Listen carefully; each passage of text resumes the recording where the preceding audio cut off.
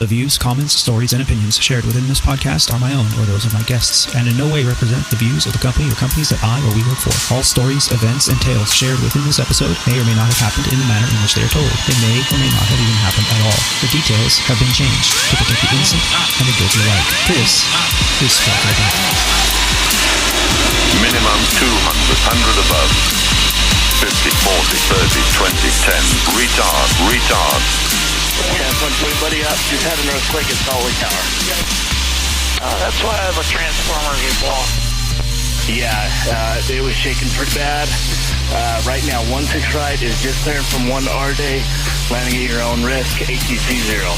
Roger that, sir. Yeah, it was pretty scary. Yeah, you should have seen all the transformers going on. Stay safe out there.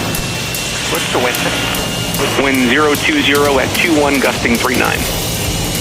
The departure wind is 040 out. This is the fun part. Say again? We haven't fun yet?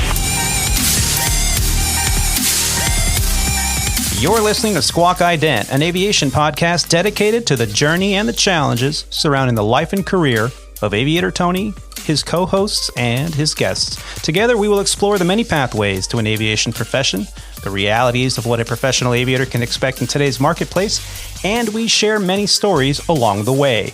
I'm your host, Aviator Tony, an airline pilot currently flying for a legacy airline with close to 20 years on the flight line.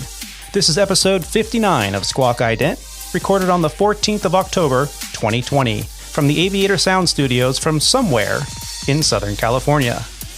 Today I'm joined by my magnificent Squawk Ident co-hosts. That's right, both Rob D and Captain Roger join us today for this very special episode of the Squawk Ident Podcast. We recently had the privilege to have on the show some very special guests that shared their amazing journeys in both aviation and internet stardom with us. One of them got their start in aviation at a thrift store a few years back, where a chance encounter with the other's wife brought the two together. The pair have since brought laughter and smiles to countless aviation aficionados around the world. So without further ado, let's kick off the show. Well, joining us is another exceptional aviator today. He's a professional CFI, II, and MEI flight instructor, a former Embraer 145 airline pilot, a King Air instructor, a Falcon 2000 commander, and a corporate operator as well. He joins us from his spectacular week-long stint in Saint Martin, a layover hotel where the minibar has run dry, but the sunshine and the beaches are plentiful. Please help me in welcoming back to the show our very own Captain Roger. Captain, how the heck are you doing? I'm doing pretty well, Tony. How are you? I'm doing great, man. It's good to see you. Well, thanks very much. It's great to be here, joined by a couple of fantastic aviators here. Don't crack under pressure. You got this. Thanks. Also joining us today is another wonderful Squawk Ident crew member. He is a former international and professional racquetball champion, a member of the 9G Club, an AMP and avionics tech, an RC aircraft commander, a pickleball master, a commercial drone operator, and currently a 737 pilot for Legacy Airlines. The name here that we use on the show is an alias to our employer, a U.S. mainline carrier. From his fortress of isolation, where construction crews have nearly completed putting in the panic room, from somewhere in Flower Mound, Texas, help me in welcoming back to the show, Mr. Rob D. Rob, how the heck are you? What's going on, Tony? I'm doing really well. Happy to be back. And you're right. It's nice that my house is getting put back together because it's been a mess for the last 2 weeks. Yeah, I can only imagine to have your flooring ripped up and your life turned upside down, only to have it put all back together in pieces. Yes, and it's still not done, but there is a light at the end of the tunnel, and we can see it. It's getting brighter. We just hope it's not a freight train coming in the opposite direction. You know what I mean? Yeah. No, I hear you. I hear you. Well, I've got to admit, I've been really looking forward to having our next guest on Squawk Ident for quite some time. I first stumbled across his YouTube channel about 2 years ago, and I've been a fan ever since. He is a true airline professional. He is the most senior pilot for the airline that he works for, where deep discounted airfares are the only highlight to their operation. He was a featured guest in an article in AOPA entitled People Never Forget to Be Silly. You have seen him on the YouTubes or on the socials, where he delights his followers with instructional videos about the harsh realities of today's aviators. From commuting to computer-based training and an occasional song highlighting topics such as aviation acronyms to IOE to MELs, all the way from SpeedTape Airlines headquarters. Help us in welcoming to the show for the first time, Captain Roger Victor. Captain, it is a pleasure to have you, and how the heck are you? It is a pleasure to be here. I'm having a great time. You're doing a good job. Keep going. Oh, thank you. Keep going. Well, here on Squawk Ident, we focus on the aviation journey of today's aviators. So let's start out the show with your very special journey. How did your journey get started? Is it true, the rumors, that you actually started your journey on the shelf of a local thrift store? Well, first off, I can neither confirm nor deny that story. But here's how it happened. So there I was, sitting in a bin next to an old teddy bear. Some lady comes around, she picks me up, buys me. She bought me cheap. And then brings me back to her house. She gives me to her husband. That guy next to me. He's the elephant in the room. We're just going to make sure we know you're there. It's okay. All right. Now, she gives me to him. He decides he wants to make me a pilot. Next thing I know, I got a uniform on and I'm flying a jet. Wait, hold on a minute. That's What? all it took? Yeah. What happened to all that, years of training and hundreds of thousands of dollars of training costs? Yeah. Oh, I know. I get it. You got it through osmosis. I got it through osmosis. It's nepotism. It's who you know. Yeah. It's all about who you know. And I happen to know a guy, and he just brought me into the flight deck. Well, I got to say, you look really sharp there, Captain. How did that ensemble all come together? Well, this is only the top quality you can get. Crew outfitters, no. So this is like top notch. They wish this is like Versace. Oh, what I'm wearing right now. Yeah. Lucky. Versace, the hat is Armani or is it Amazon? One of the two. It's either Armani or it's Amazon. You look it up, you find it. But it's top quality. And the mustache, man, this is top grooming right here. Yeah, not a hair out of place. I love it. I was going to say it's within regs. Yeah. It doesn't extend beyond your corners of your lips, and it's perfect. It's perfect regulation. They can't give me shit about it. Yeah. I'm sorry. Can I say those kind of words You here? can. Oh, Hell yeah. This is a grown-up show. Oh, it's a grown-up show. Hell yeah. Okay. You're in good company, my friend. Good company. Oh, look at that. Yeah. I'm going to have a drink too. Not in uniform, though. You might not give the wrong impression off, but that's whatever. Whatever you want to do. Hold high standards. Yeah, you are very right. true. Very true. Yeah. Can you change me?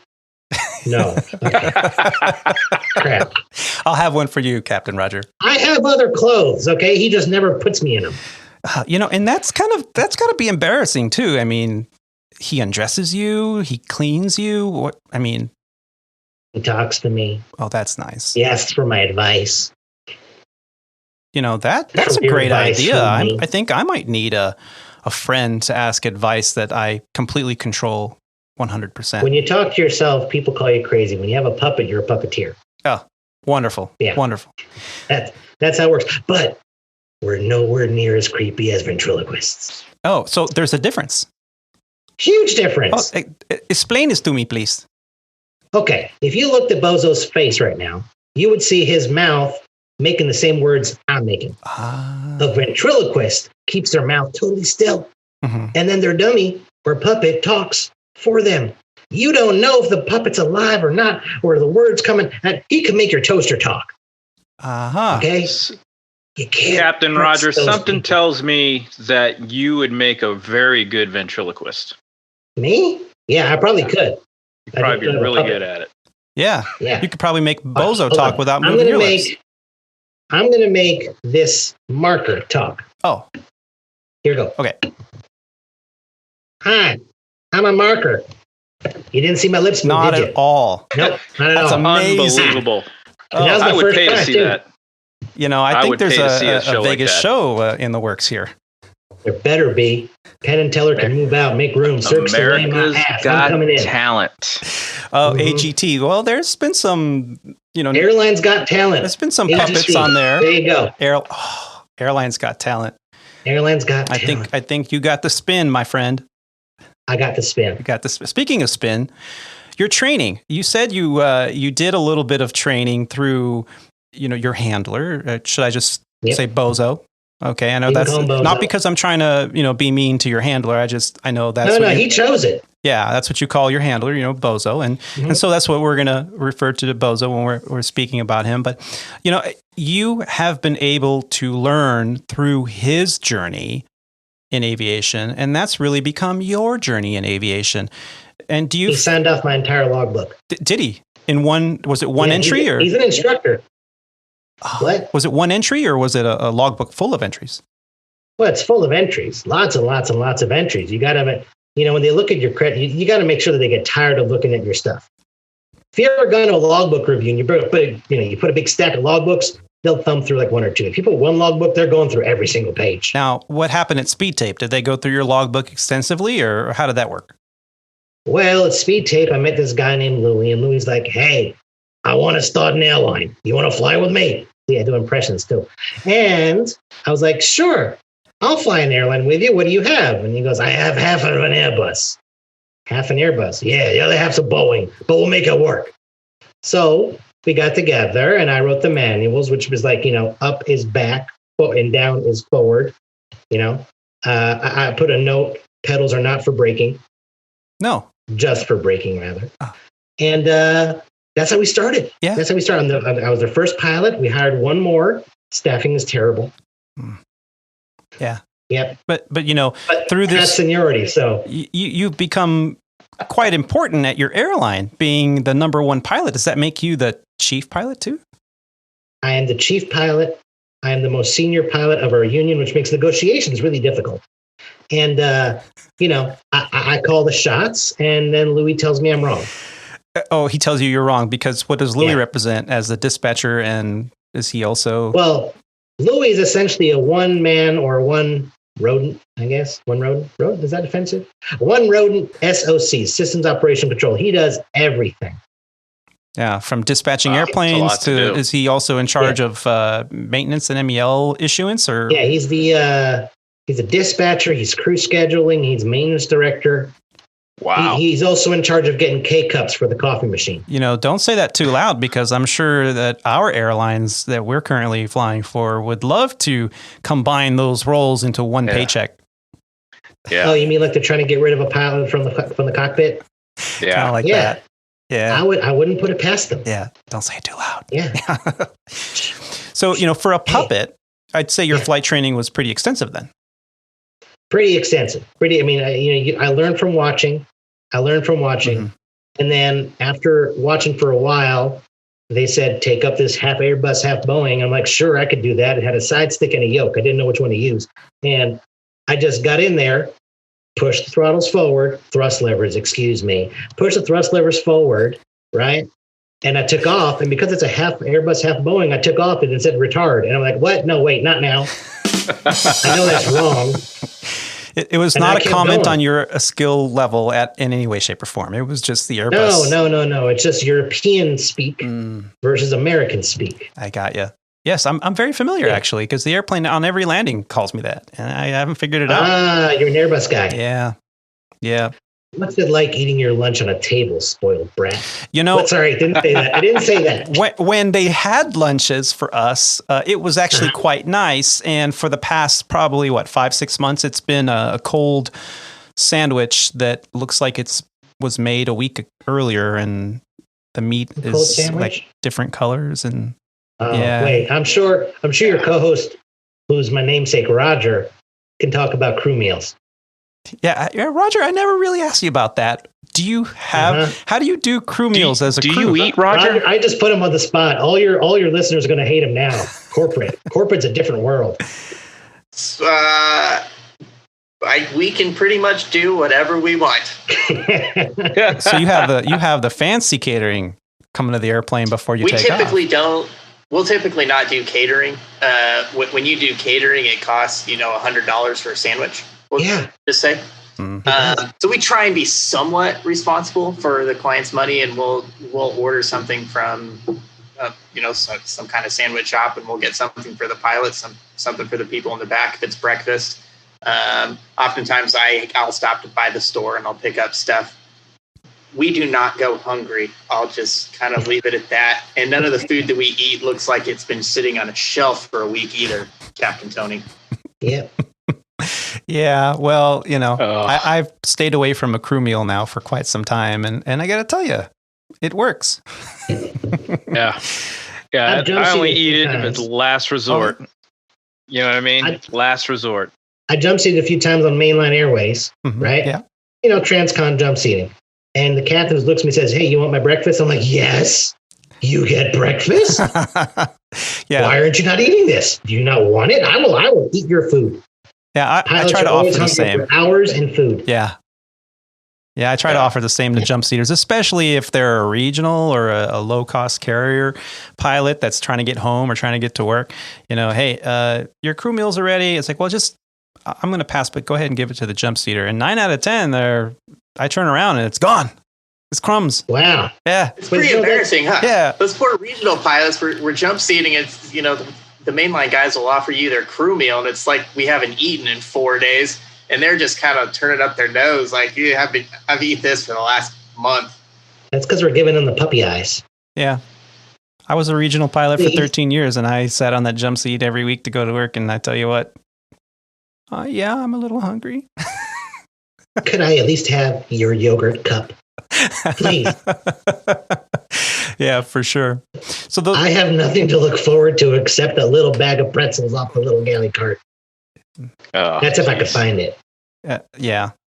Well, there's always the coffee. I've heard about the wonderful coffee that you guys serve at SpeedTape Airlines. What is that? How's that brewed? Is that I don't know how it's brewed.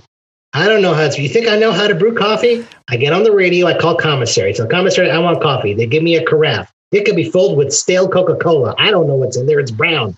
And then we put it into the heater, and it sits there all day.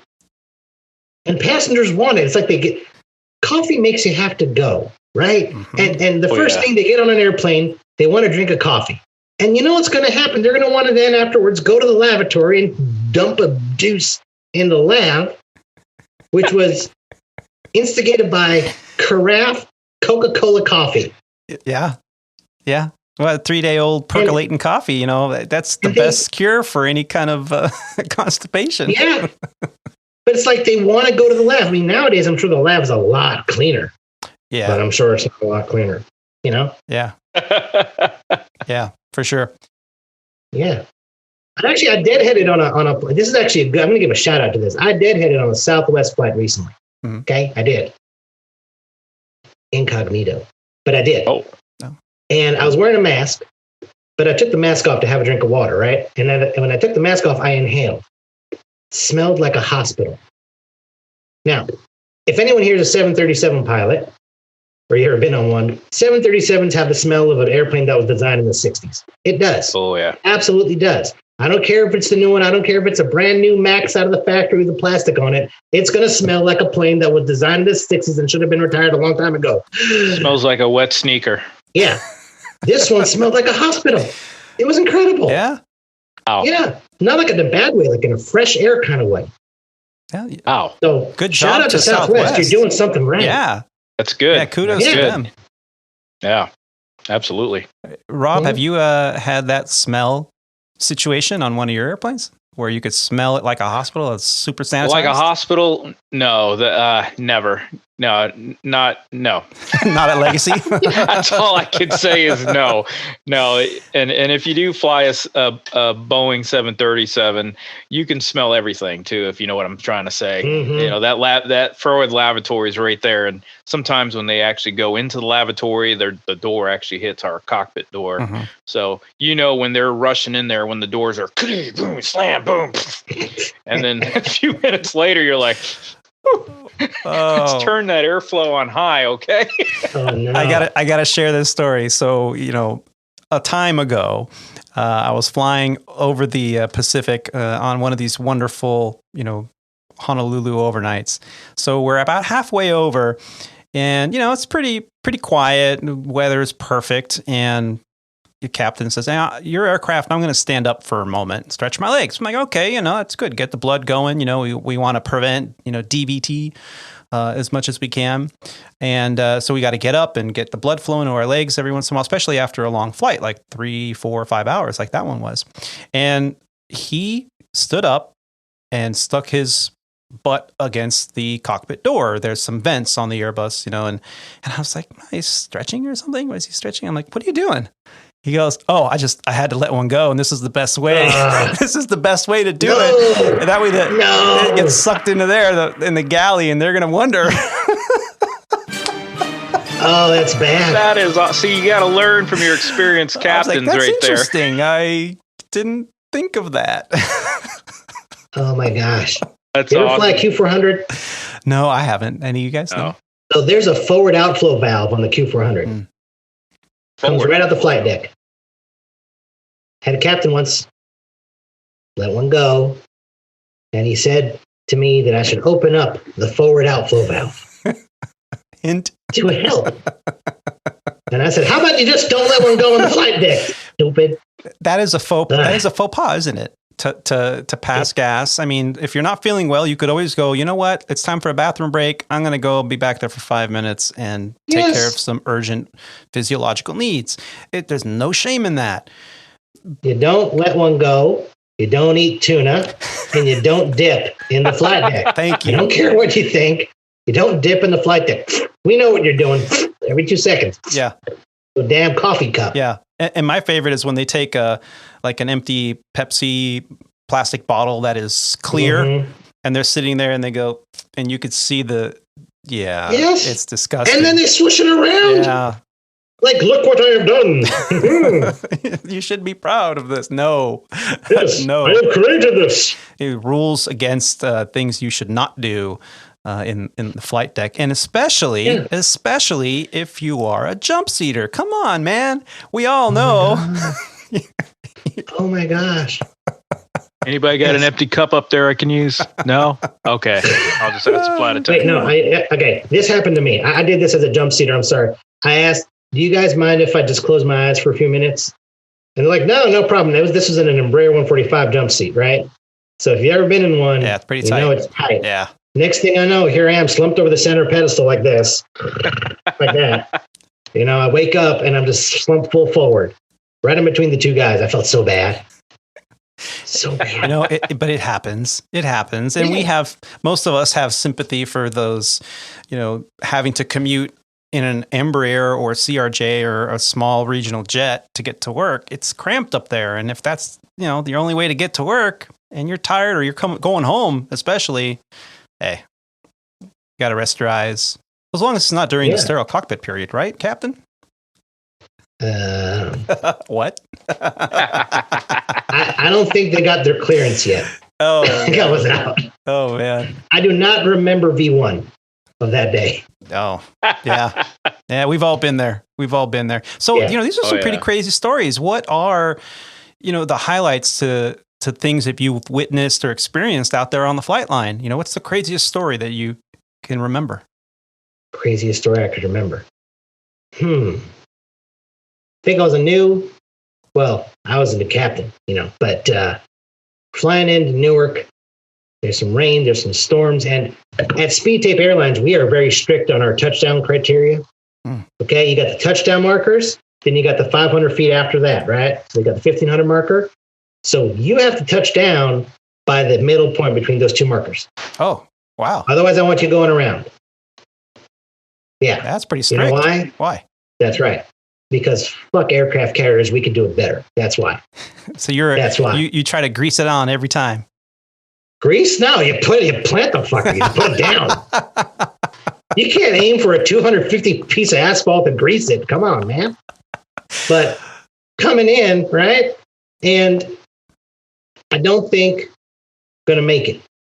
So I say, you ain't going to make it. Go around. Just like that. Pilot flying looks at me and says, "What? Touch. And we were outside the 250 part. I said, go around, go, put the thrust levers forward. And we were up in the air. And he looked at me as if I was crazy because it was only an 11,000 foot runway remaining. Oh. But God damn it, procedures are procedures, man. We're going to go around. Well, I applaud you for I'm holding the chief pilot. I don't have to go and have a carpet dance with myself. Yeah, Folkwall probably would have seen that, and the gatekeeper probably would have called you. Snitch. Right? Such a snitch. If you were flying one of the newer Embraer 145s. Yeah. Folkwall. Yeah. I love those phone calls. Yeah, whether it's captain or first officer. Yeah, Tony, I'd like to talk to you about a flight you've conducted 18 days ago from Los Angeles to Las Vegas. Can you tell me about what happened 18 days ago? No. I don't remember 5 minutes ago. What the heck are you talking about? Exactly. Hey, were you on a crew with John Doe and this? And you're just like, maybe. I just answer the question with a question. Tell me what I did. Yeah, what do you I'll tell you if that's what true. Does the data show? Yeah, I mean, exactly. I once got called about a delay that didn't exist.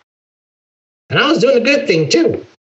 I delayed a flight to get passengers. I did it through dispatch, through Louis. He approved it. Everything was great. And then I got blamed for a delay. Pissed off the gate agent. That's why I got the delay. The gate agent assumed there was going to be a delay. Got a call. You delayed a flight for this and this and this and numbers, and we're a fee for departure airline. If we are late for customer service reasons, we don't get paid. So we don't get how about customer service. We want you to go on time because that's more important. Metrics is more important than customer service. I'm telling you here right now, folks. Metrics is more important than customer service. Anybody here not know that? Okay, cool. Now, then I said on the phone, I said, was there a delay? And you hear them go quiet. I said, what time was the out time? I had a minute to go. I was good. He's calling me, saying I got a delay because I pissed off a gate agent because they didn't want to do customer service. Yeah. And my ship, my rules. Well, as a chief pilot, all those delays come across your desk. Even if it was a delay and your fault, couldn't you just delete that out of the ledger there? That's not ethical. Oh, I'm glad that we have a standard here. Come on. So you've been selected, to start up and fly at SpeedTape Airlines and have been there a very long time. How long have you been there at SpeedTape? I've been there about 35 years now. Wow. 35 years. I know. I have no gray hair. It's incredible. Yeah. Okay, is it just for men? It's just for men. That's right. And you always do that on a layover hotel. That way you don't have to clean it up. Well, that way when I come home, the family doesn't know. Ah, okay. They just think I'm young. I got a question then. Yeah. So here at Legacy, we get our pictures on our crew ID. I think everybody has a picture on their crew ID. And our pictures are the first picture that we took when we started. Mm-hmm. So SpeedTape, been there for 35 years. Yeah. Do you still have the same picture you took 35 years ago on your ID? And does it look like you? Of course it looks like me. Of course it does. You don't age, do you? My hair was nicer. Oh, yeah. Yeah, I mean, it's... Look, I'm living out of a suitcase, literally. Okay, it does damage to the hair, but it was good. It was a big picture. I mean, taken with a shitty old Nokia camera, but it was good. It was good. But then again, you look at that Kermit the Frog dude, right? Yeah. Kermit's been around longer than I have. He's been around longer than 30 years. Yeah. He looks the same. Yeah. True. Yeah. I think the voice has changed a couple times, but he looks the same. Yeah. And I was going to say, I've seen some guys that look, like they're 21 years old on their crew ID. And then, you look them in the face and you're like, you look like Walter from, Dunham. We love Walter. Walter flies with us. He's a first class passenger. Oh, yeah. Yeah. He says it gives him good material for the show. Oh, well, that explains a lot, actually. Yeah. Mm-hmm. So we actually saw Jeff once on the ramp, and he was too busy getting in his jet to look down at me. I was on the ramp going like, please take me to your show. I can be a character like Bubba J. Please. Well, you are quite the character, Captain, let me tell you. Oh, thank you. Yes. And so you mentioned you live in a suitcase. Any preference on the name brand or quality of establishment that you have for your mobile home? I'm glad you asked that. I'm glad you asked because what Bozo keeps me in is his original case that he bought over almost 10 years ago now. Oh, get out. Yeah. And it's still around? It's still around. So look, it's a Luggage Works, right? Oh, they last forever. They last forever. So you ask them about brands and things. Luggage Works, if you want durability and longevity, Luggage Works. But man, that Travel Pro interior is plush. Yeah. Yeah. It's like Egyptian cotton. But what I don't like about the Travel Pro is that the wheels, they don't use bearings. At least on the Travel Pros that I've ever owned, they use just a metal shaft with a plastic or rubber grommet on these wheels, and they wear out. You got to have the bearing, right? Yeah. You got to put the ABEC 5 bearings in the Luggage Works. That thing just glides across the concourse. You know what I mean? It's like you're just barely pushing it. It's going. You know which ones I think in the 10 years we changed out the wheels once.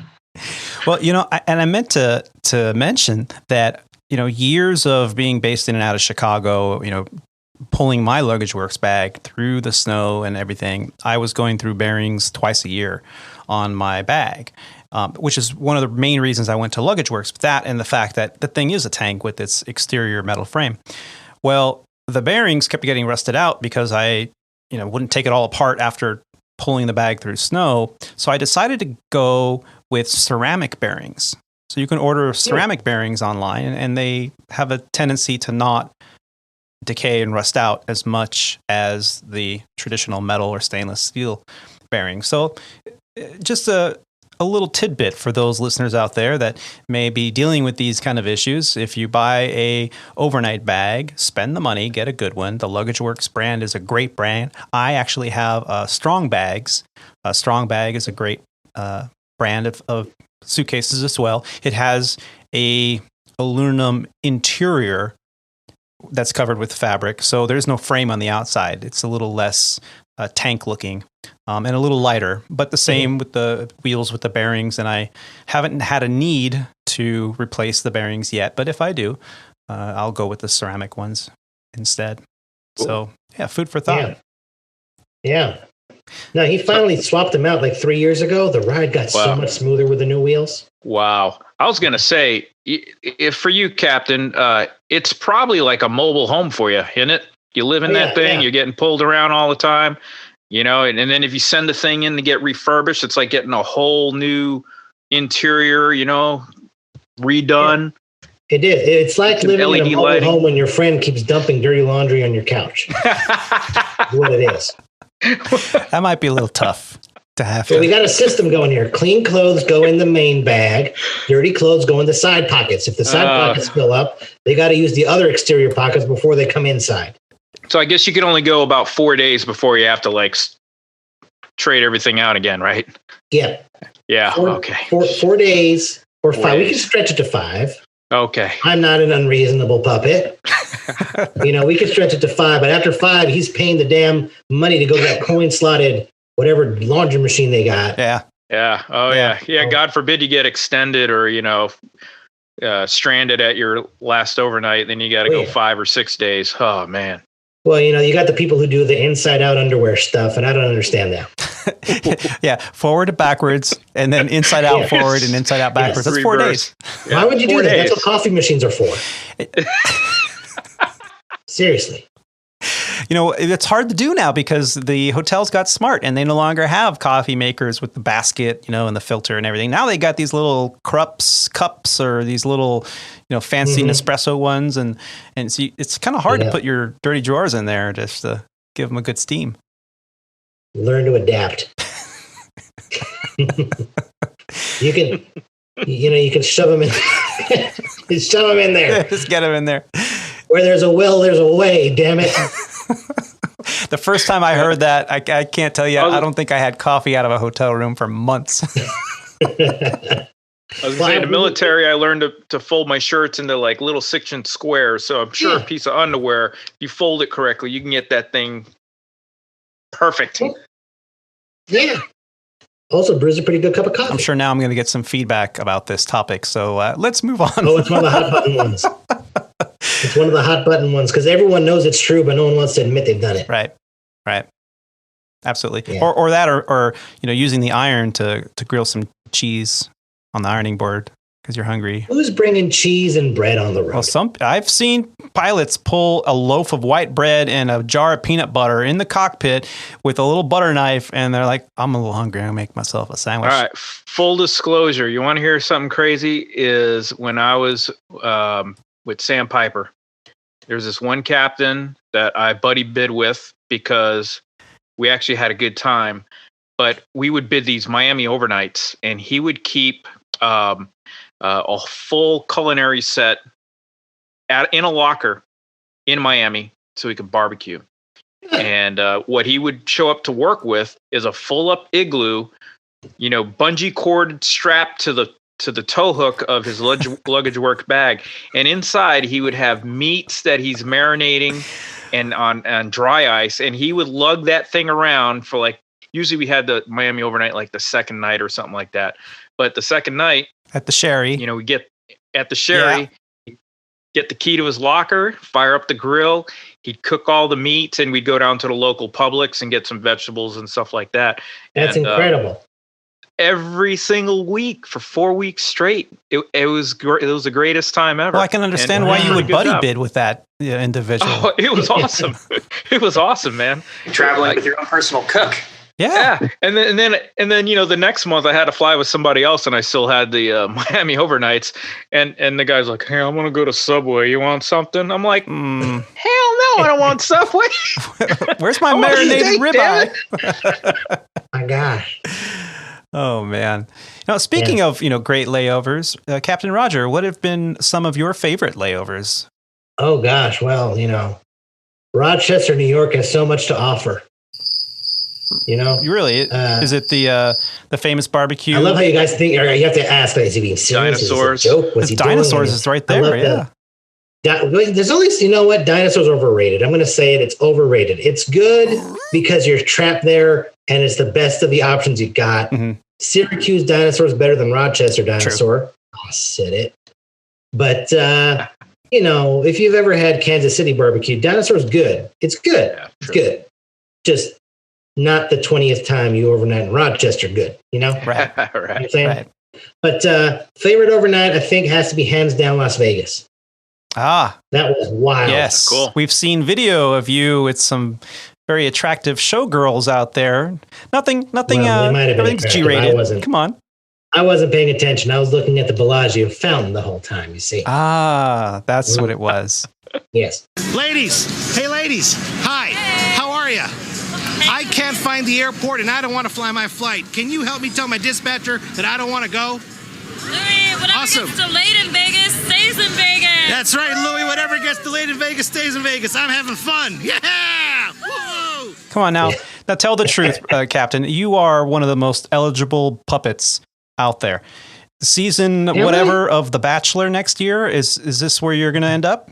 Well, it didn't work. Did it work out well for that other guy? The pilot. They already had a pilot on board, right? Yeah, it seems to be a trend. It's like one of the greatest professions to have on all the dating sites out there, or at least I'm being told. So yes. You go on the show, right? And you do the whole thing. You give the rose, or you get a rose, whatever that. I've never watched a full episode of it. I don't think I have either. But I get the gist from pop culture. But okay, you go on the thing, you do the thing, and you have the fake fall in love with the lady, and whatever, and you split the money, or you get the notoriety. But then I got to go to work the next day. Mm-hmm. Right? Mm-hmm. Right? And then people like, oh, look at The Bachelor. Oh, look at The Bachelor. It's The Bachelor. I have enough problems with fame walking through a terminal myself right now, the way it is. I don't need that level. I don't need the drama. Well, what are some of the biggest problems you have right now with recognition? Well, the free stuff people give me. Wait, what? Walk through terminal. Roger, here's a coffee. Roger, here's a release. Roger, here's a luggage to take up the terminal. Someone gave me their grandma in a wheelchair the other day. And I have no more room Gate to put them. 58, hurry. Her flight. Is Nana still there? Is that where she ended up? Nana's in my guest room downstairs right now. Her luggage didn't make it here. We're angry about that. We're writing a letter. Oh, you better talk to the CEO of SpeedTape. Who is the CEO of SpeedTape? No one knows. Mystery, huh? He hides away. Wow. Every now and then he puts out a letter telling us we're doing a good job or that these are hard times. One of the two. Yeah. And speaking of hard times, is SpeedTape doing any kind of downsizing as most of the country is getting adjusted to this current pandemic and all the downsizing and the fact that the funding is running out and furloughs are happening? What's SpeedTape doing? Well, I got to tell you, I have not flown an airplane in a while. Oh, I haven't. And it hurts because my supply of hotel soap and shampoo is dwindling. And I don't know where to buy shampoo. I mean, have you ever had to buy it before? No. Where do you find Neutrogena shampoo and soap? I don't know. Where do you get that citrusy stuff that the Holiday Inns use? I have no idea where to find this stuff. Yeah. That's a real problem. And also, I bet when you go buy, if you do find one, it's going to be in a big bottle. It's like buying it in bulk. You know what I mean? Instead of having a little bottle. It's like, I don't need wholesale. I just need a little mini, please. Yeah. Right. Of Head and Shoulders or whatever it is. Now, I've heard of captains carrying around some empty bottles. And they leave them in their bottom of their suitcase. And when they get to one of these fancy hotels, speaking of Las Vegas, they have these giant bottles attached to the wall at the shower for the tea tree shampoo, the fancy stuff. Yeah. And so they sit there and they're just filling up their little bottles for home because they love it. Well, we're good at it. Okay, look, we're cheap. You're cheap, okay? I walk by an airport restaurant. You know what first thing I'm doing? I'm going to get all those condiments that are out there for the taking. I'm taking forks. They're free, knives, right? I'm taking straws. I'm taking little packets of salt. I'm taking mayonnaise. I'm taking ketchup. Anything that's there. You're a 737 pilot. You take the little sticks. Give me all your condiments. Yeah. Well, you are a pilot, and it's in your nature. Yeah. You got to survive. As long as you don't do the ultimate no, which is you never steal the batteries out of the remote at the hotel, and you don't switch out the light bulbs for the cheap ones. Are you kidding? People do that? Yes, we had a captain back in the day at what do we call it? Sandpiper had a captain who would remember that we had these new CFL light bulbs. So he would take the CFL light bulb out of the hotel and replace it with an incandescent that he brought from home. And oh my gosh! He did this often enough to develop a pattern that they could find him. I don't know if he admitted it or what, but he got caught. No more. Amateur. No, there's ways to do this. There's ways to do this, and there's rules. There are rules. Yeah. And you just, and the batteries from the remote. Don't steal the batteries out of the remote or replace them with dead ones. Come on, how cheap are you? You're making good money. Wow. Talking about the race to the bottom. Batteries at a Hudson bookseller? Come on. Well, you buy it in bulk. That's the one thing you buy in bulk. Throw them in the fridge, whatever. In the fridge? Does that work in the fridge? I think. Never heard of that. Well, if they overheat, they can. So the fridge doesn't really prolong their life, but if they overheat, if you live in a hot climate, then that will diminish their life. So at least that's what I've always understood. I don't know how accurate that is. Especially if you get those new lithium batteries. Yeah, there you go. Yeah. Nicocadium, lithium. They have all different types. And now, what's the deal with this quadruple A? Have you seen this quadruple A? I bought this Bluetooth something or other for my daughter the other day, and it said requires battery not included. Quadruple A. You know what? I know what happened. This is the result of Common Core math. That's what happened. You had a double A, now you got a Common Core. All of a sudden, it's a quadruple A. Yeah, which I found. Double A's got us to the moon. Damn it. Yeah, the calculator got us to the moon. What are you looking at? Quadruple A's? Yeah. You found some quadruple A's. Absolutely. They're just a little skinnier than a triple A.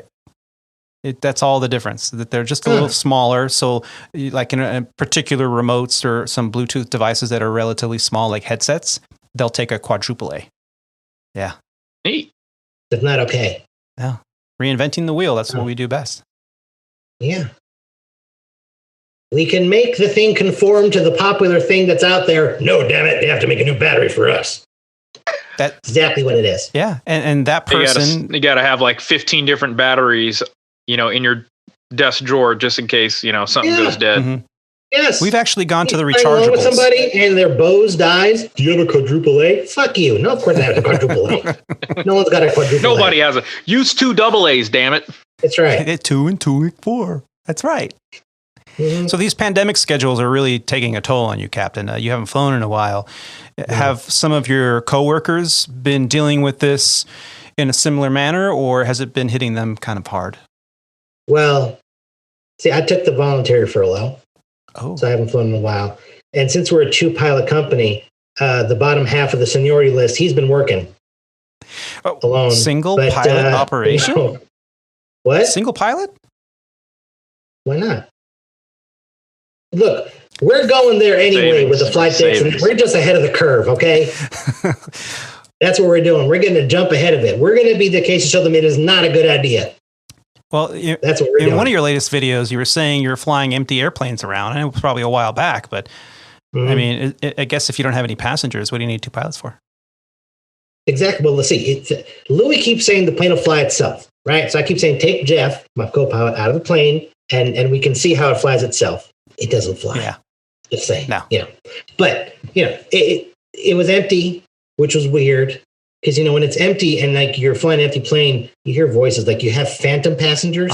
You ever had that phantom passenger thing? Where you just hear voices? You ever walk through an empty terminal, like during a storm or something? You just happen to be there because of coverage. All the airports shut down because of a storm, but you got to be there for coverage. You're walking around, you're like, I think I saw somebody. Anybody over there? No? Just me and the Dunkin' Donuts guy? Okay, we're good. So, flying around empty airplanes, I feel like I have phantom passengers in the lab.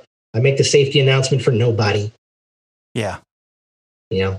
It's tough. Or maybe someone's there. Maybe there's never a plane that we didn't notice. Grandma's in the back. And I saw a video recently that I really enjoyed. You were kind of given a hard time to a Springfield approach controller. What's up with that? Do you know this guy, this air traffic controller?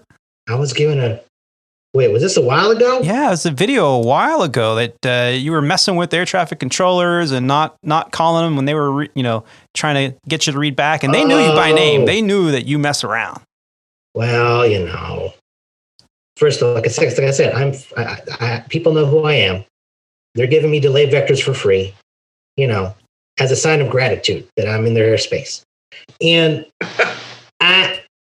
I decided to give him a taste of their own medicine. You see, he's calling me up. I'm assuming this is what you're talking about. He's calling me up.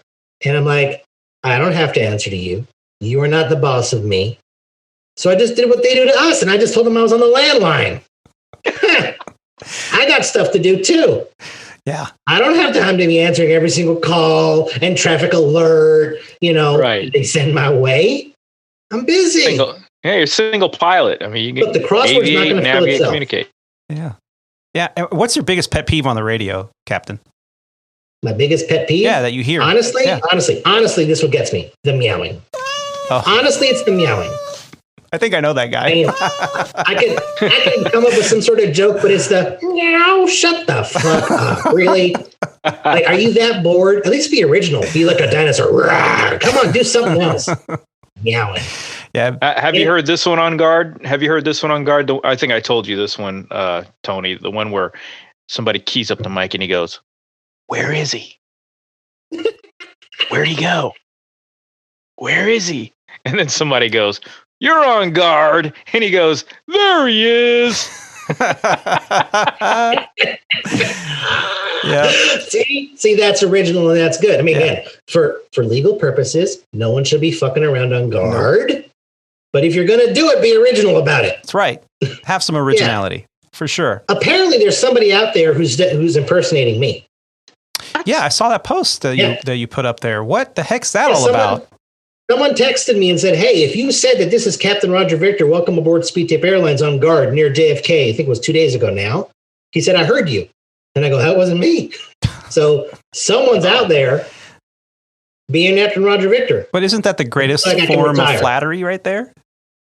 Imitation is the highest form of flattery, so that I am quite flattered. Yeah. But he's going to get me in trouble. Yeah, I think. Right. You ain't supposed to be flying. You're on a 6-month leave of absence. At least call yourself, you Sully. Sully's enough. Say you're Sully. There you go. Okay? Yeah. Just get on me like, "Ladies and gentlemen, my name is Captain Sullenberger, unable." And just let it be. Just let it be. Yeah, you might have remembered me from, the Miracle flight. Yeah, that's me. Yeah. Hudson. Put it down in Hudson. That's right. My name is Chelsea Sullenberger. Let's talk about safety. Well, right now, the latest thing that Captain Sully has been talking about is political activism, I guess you can call it. I saw that. Yeah. Yeah, he got up there, which is rare for a pilot, even though a retired pilot, but rare for a pilot to kind of get all political and buy airtime. And well, that never happens. Pilots never get political in inappropriate times or locations. Only in the cockpit. Ever. You know, the three rules you never talk about in the cockpit: guns, religion, and politics. And outside of the cockpit, you know. But where do we talk about that stuff? In the cockpit. In the election, I have, it's part of your briefing. We don't talk about guns, religions, or politics in the cockpit. You know, I voted for Trump yesterday, and I did Biden this, that. You know, and Hillary Clinton's emails and Twitter, and COVID. And next thing you know, you missed your destination by 150 miles, and you're past Minneapolis, but you were looking at company manuals. Right. Right. Yes. Yeah. I was inspecting the circuit breaker panel on the overhead personally. Yep. I was in awe. No joke. Okay. True story. Yeah. True story. It's Bozo's story. I'm going to tell it through me, though. Okay. You want to tell it? No. Okay. All right. So, flying into Newark, captain falls asleep. Captain's pilot flying. Bozo is a new FO. Ink is still wet. Right? Captain is asleep. So much asleep that the mouth is open and the drool's coming out. You know, like that. Okay? Allegedly. And allegedly. And Bozo, this is when high speeds were a real thing. Like you would have a high speed line, and that's all you did for the week. Mm-hmm. That really fucks with your sleep cycle. But anyway, it's time for the captain to allegedly wake up. Okay? So Bozo's wondering what's the most effective way to do this. So, being Bozo, he cups his hand over his microphone, and he goes, terrain, pull up. Captain jumps a mile high, grabs the yoke, and looks at me, and at him, rather. We look over at him and says, you deserve it. Now, fly the plane. We had a good rapport, though. We were friends. So we can get away with it. That's awesome. But, you know. Yeah. Good times. Yeah. That's good. But at least we weren't talking about politics. Yeah. Mm-hmm. Yeah. That's good. You know. I would have reached up and just hit the fire test button up there in the overhead. That's a bad one. You are crueler than I. Well, remember when we were at Sandpiper? Ground proximity warning was.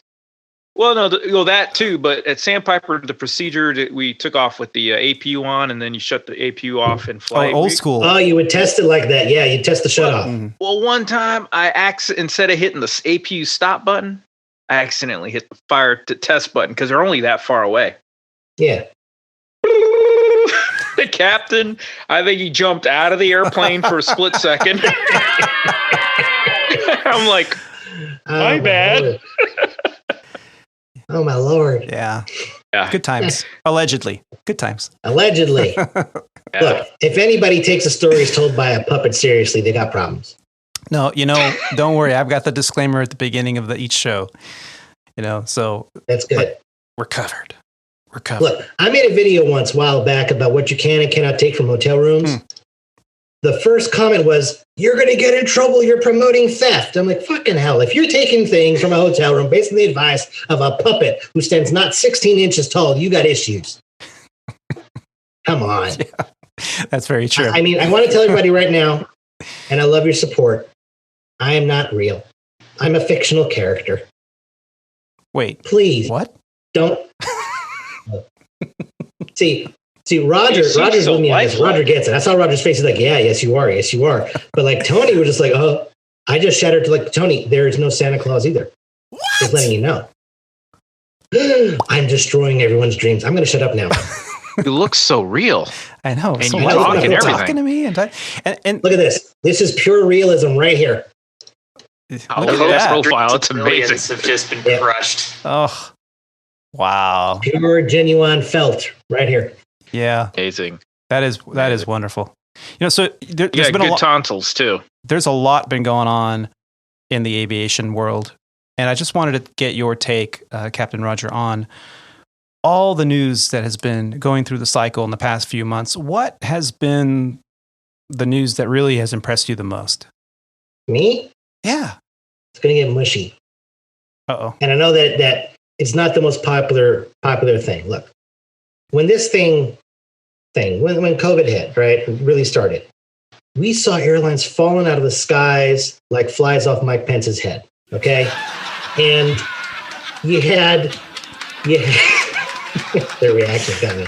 So That's a good one. Hey, that's not political. He had a fly in his head. Very okay? true. You can't find my position based on that. Correct. Okay, he had a fly in his head. It's a fact. All right, now you had Transstates shut down. Yeah. Compass shut down. You know, just like that. Not a Nevermind, not nothing else. ExpressJet, shit out of luck. And that's just here in the beginning of it all. You also had Flybe over in Europe and others. And you saw airlines like British Airways pretty much telling their pilot group, you take this pay cut involuntarily, or we're just going to fire all of you and hire you again because we're the only player in town and we got you by the balls. That's what British Airways said to their pilots, essentially, right?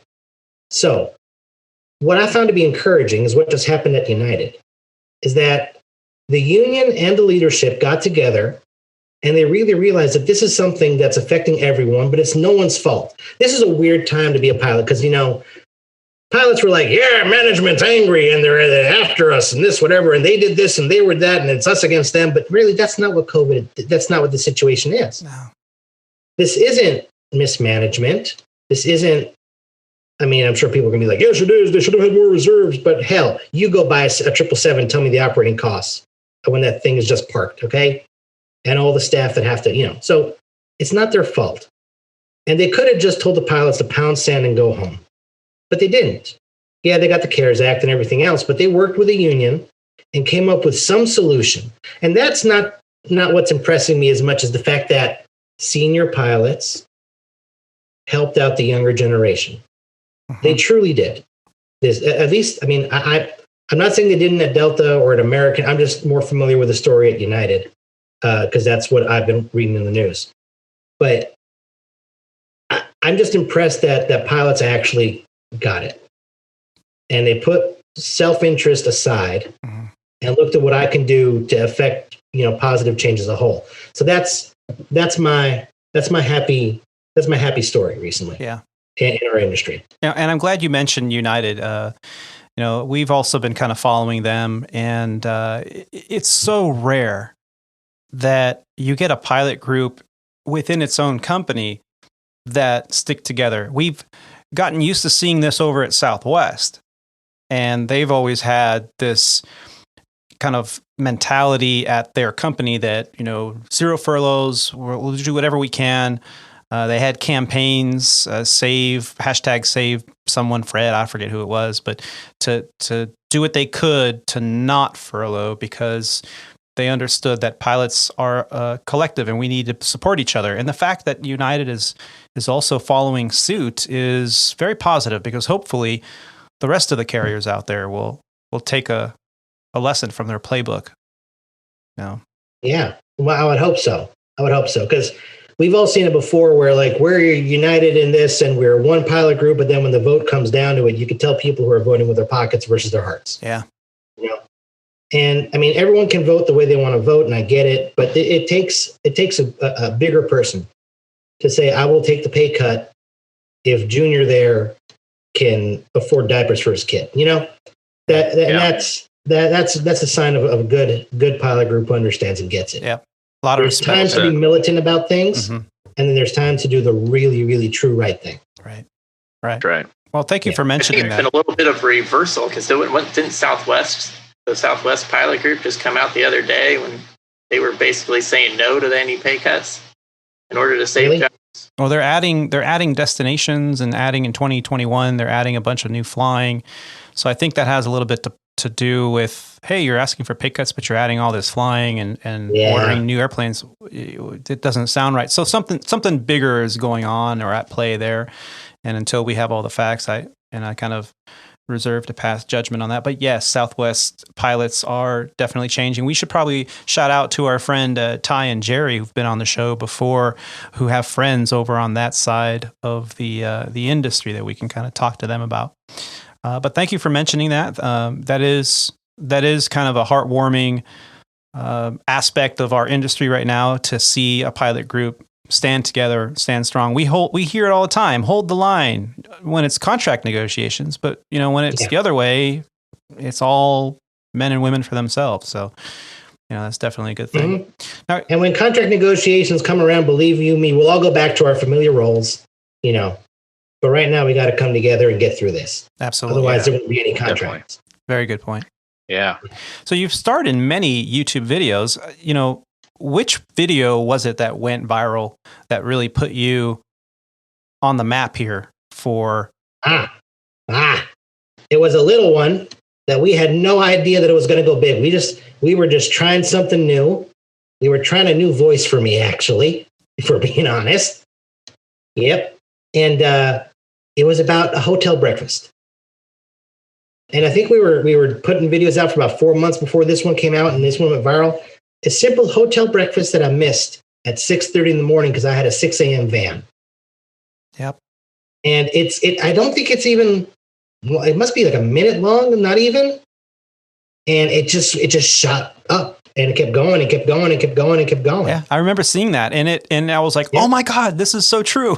This is absolutely something that I used to complain about all the time and still do on many occasions." It's like, "What time's the van? What time do you serve breakfast? You can't have any breakfast." And some hotels, to give the hotels out there a fair shot, that yes, their breakfast started at a particular time, say 7 a.m., but they knew that they have crews there 365 days a year under contract, and they would always have a little something for the crew, whether that be a goodie bag. And my hat's off to those hotels and those hotel managers that have made those decisions. But for the most part, you're absolutely right. And that video, spoke volumes to crew members and flight attendants out there that dealt with that very thing. And it's a little thing, but it makes a big difference in your morning. It's a lot of little things. But it's a lot of little things. And that's the niche that I think we found here at what we do. It's all those little things that happen all the time that are really not a big deal, but to crew members on the road are a big deal. Yeah. Especially when it happens all the damn time. True. I take 2 key cards when I go to my room. 2. I'm one person. I take 2. Why do I take 2? Because I've been burned enough by key cards that didn't work enough that I had to go back downstairs. So I take 2 of them. So at least one might work. Wow.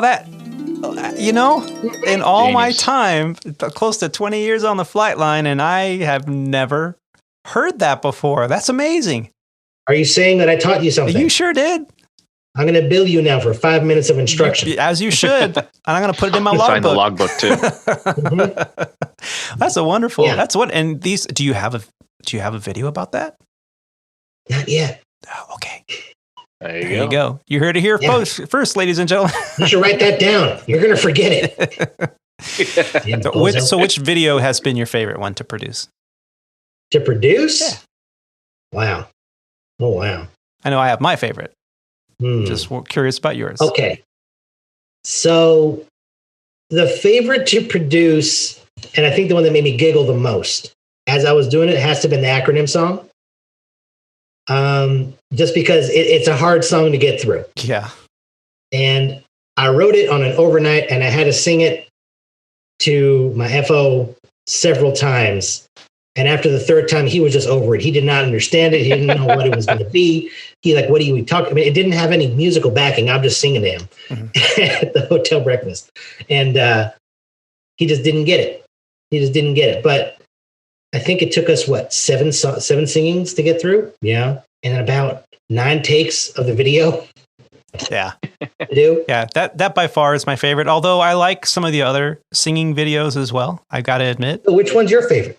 My favorite is definitely the acronym song. I also enjoyed the one you just posted, We'll Be Back. Yeah. Oh, yes. I just saw that film, I think, with my daughter. and Disney Plus is a great thing. Mm-hmm. Mm-hmm. Yep. So speaking of, there's plenty of aviation films out there. Captain Roger, what's your favorite aviation film? Oh, Airplane, hands down. Yeah. I mean, you can't beat it. Forget aviation. It is a perfect comedy. I've watched it. I can't count how many times. I mean, I got 8 fingers and 8 toes. Well, no toes, but 8 fingers. And I can't count anymore. I need more. I mean, I don't know, 50 times I've seen this film. Wow. Each time I find something different. Most recently, at one of those little press briefings when the press, run into the little op center and they're holding up the microphones to McCloskey, the guy who was running everything with a cigar, and one of the microphones an ice cream cone. Did you know that? No, I didn't realize. Yeah, one of the microphones is an ice cream cone. I just discovered that now. After 50 viewings. Yeah.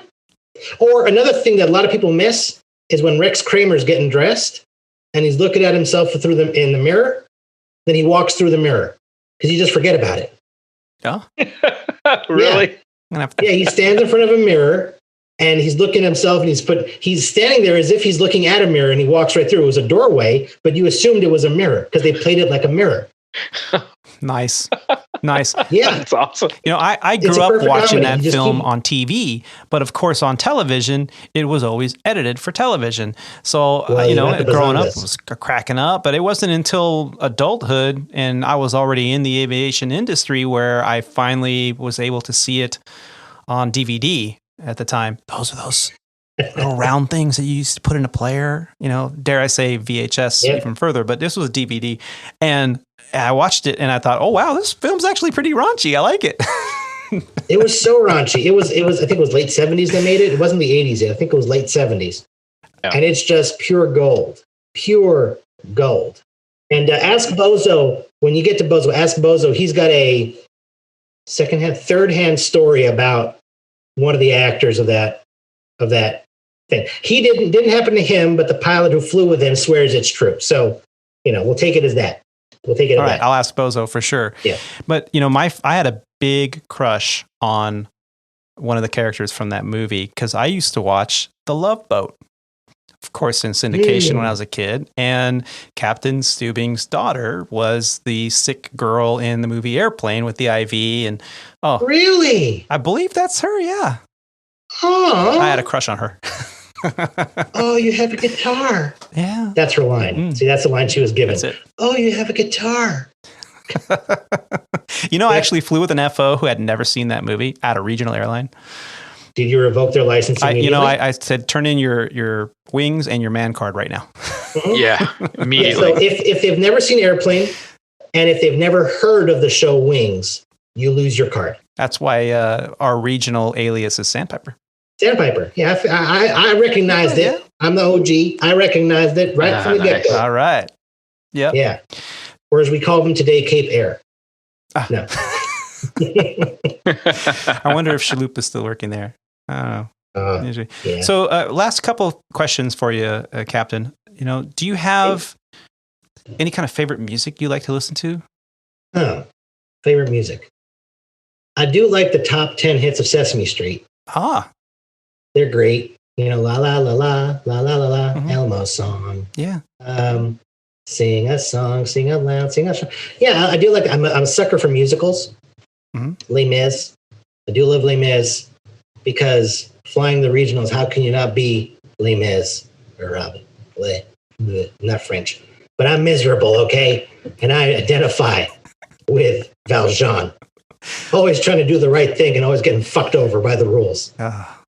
Yeah, that was the only actually character in the latest version of Les Miserables that I didn't quite care for is Jean Valjean.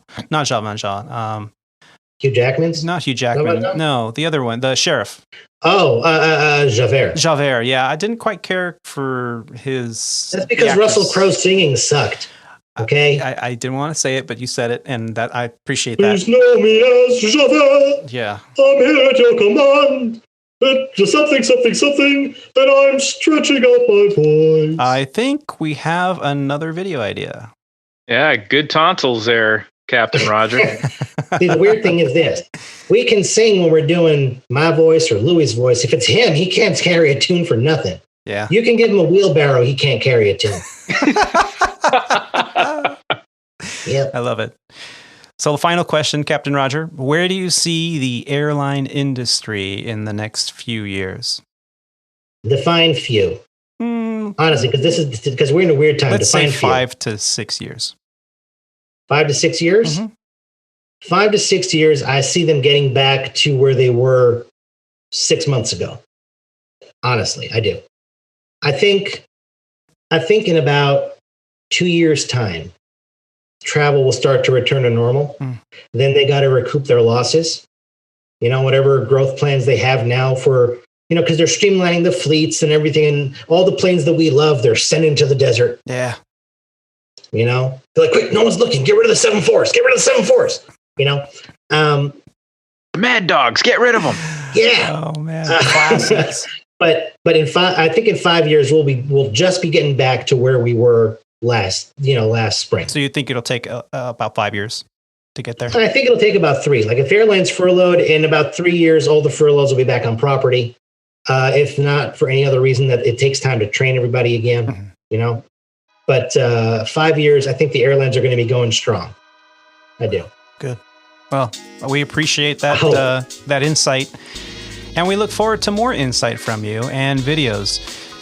In the second half of the show, we're going to get a chance to speak to Bozo, at least Bozo's representation here on the Squawk Ident podcast. So stick around. We'll be right back after the quick break.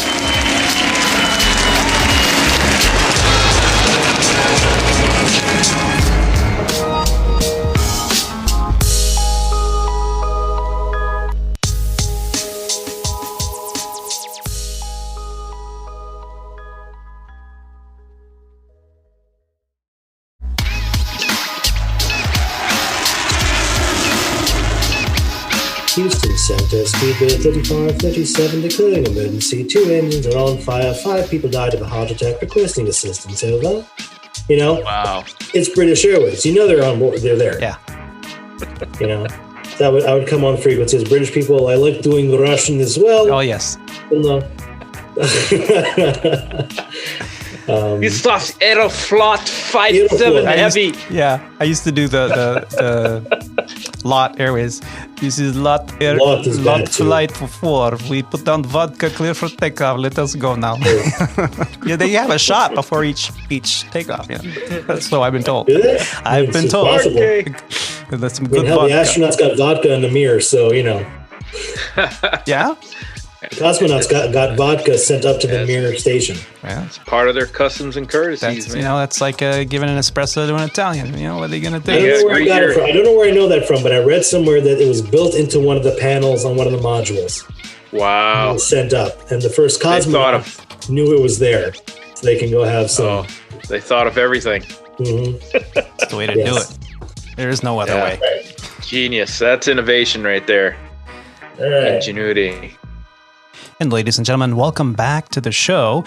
Thank you for sticking around for the second half of the Squawk Ident podcast. We do hope that you've been enjoying this episode as much as we have. I don't think I've laughed this much during an episode ever. This is an amazing experience. I want to again say thank you to our co-hosts for Roger and Rob for joining us. And thank you to Captain Roger Victor for giving us a little insight on his journey. Now joining us for the second half of the show, a puppet that represents his puppet master. How do you prefer to be referred to as? The controller? I don't want to say the controller of Captain Roger. I don't think Captain Roger would like that very much. I like to be called the operator. The operator. Yes. How's that? So and he refers to himself as Bozo, as Captain Roger refers to him in all of his videos. So I'd like to welcome Bozo to the show. Bozo, how the heck are you? I'm good. How you doing? Yeah, I'm doing pretty good. All right. Having a great time. I had a wonderful experience speaking with Captain. I just wanted to talk to you for a little bit and get a little bit more insight on the background of how Captain Roger got started and how this all developed into this really, I don't want to say a mascot, but kind of a tribute to the trials and tribulations and the challenges facing modern day aviators, and you've really brought to light a lot of what we deal with on a daily basis. Well, he's become something that we never expected him to become. He's alive, and we can't control him. Now he's the goal was just to have fun, poking fun at when I was working at the airlines and especially at the regional level, the everyday kind of bullshit that you go through, right? Yeah, really. And that's what Roger was.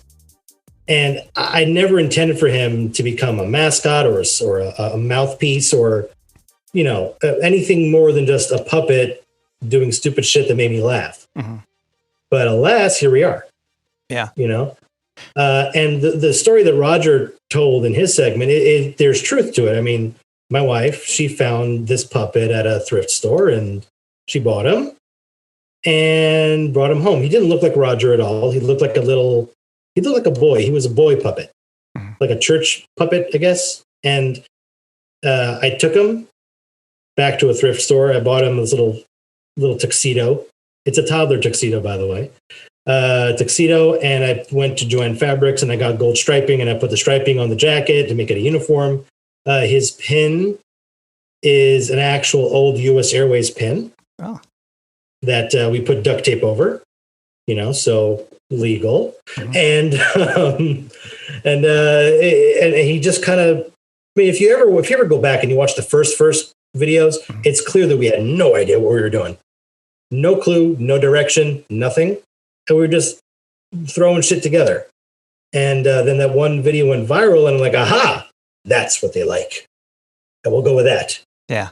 And we've just kind of been riding the wave ever since. Yeah. On your earlier videos, you had more of a Southern drawl to you. Well, that's kind of, you know, you asked the video that went viral, right? Yeah. So when Roger started, Roger was more from, I kind of had a little Colonel Sanders, Tennessee Roger. That's what he was. I always imagined he was from Kentucky, Tennessee, that area Roger. And my wife, who was right by most things, but it takes me a while to realize it, said, drop the Southern drawl. Drop it. Yeah. And I refused. And the one first video that I dropped the drawl is the one that went viral. I could just imagine the expression on your wife's face with her arms crossed and just looking at you, tapping her fingers on her arm, just like. Well, again, like I said, most things she's right. It just takes me a while to realize it. Yeah. You know?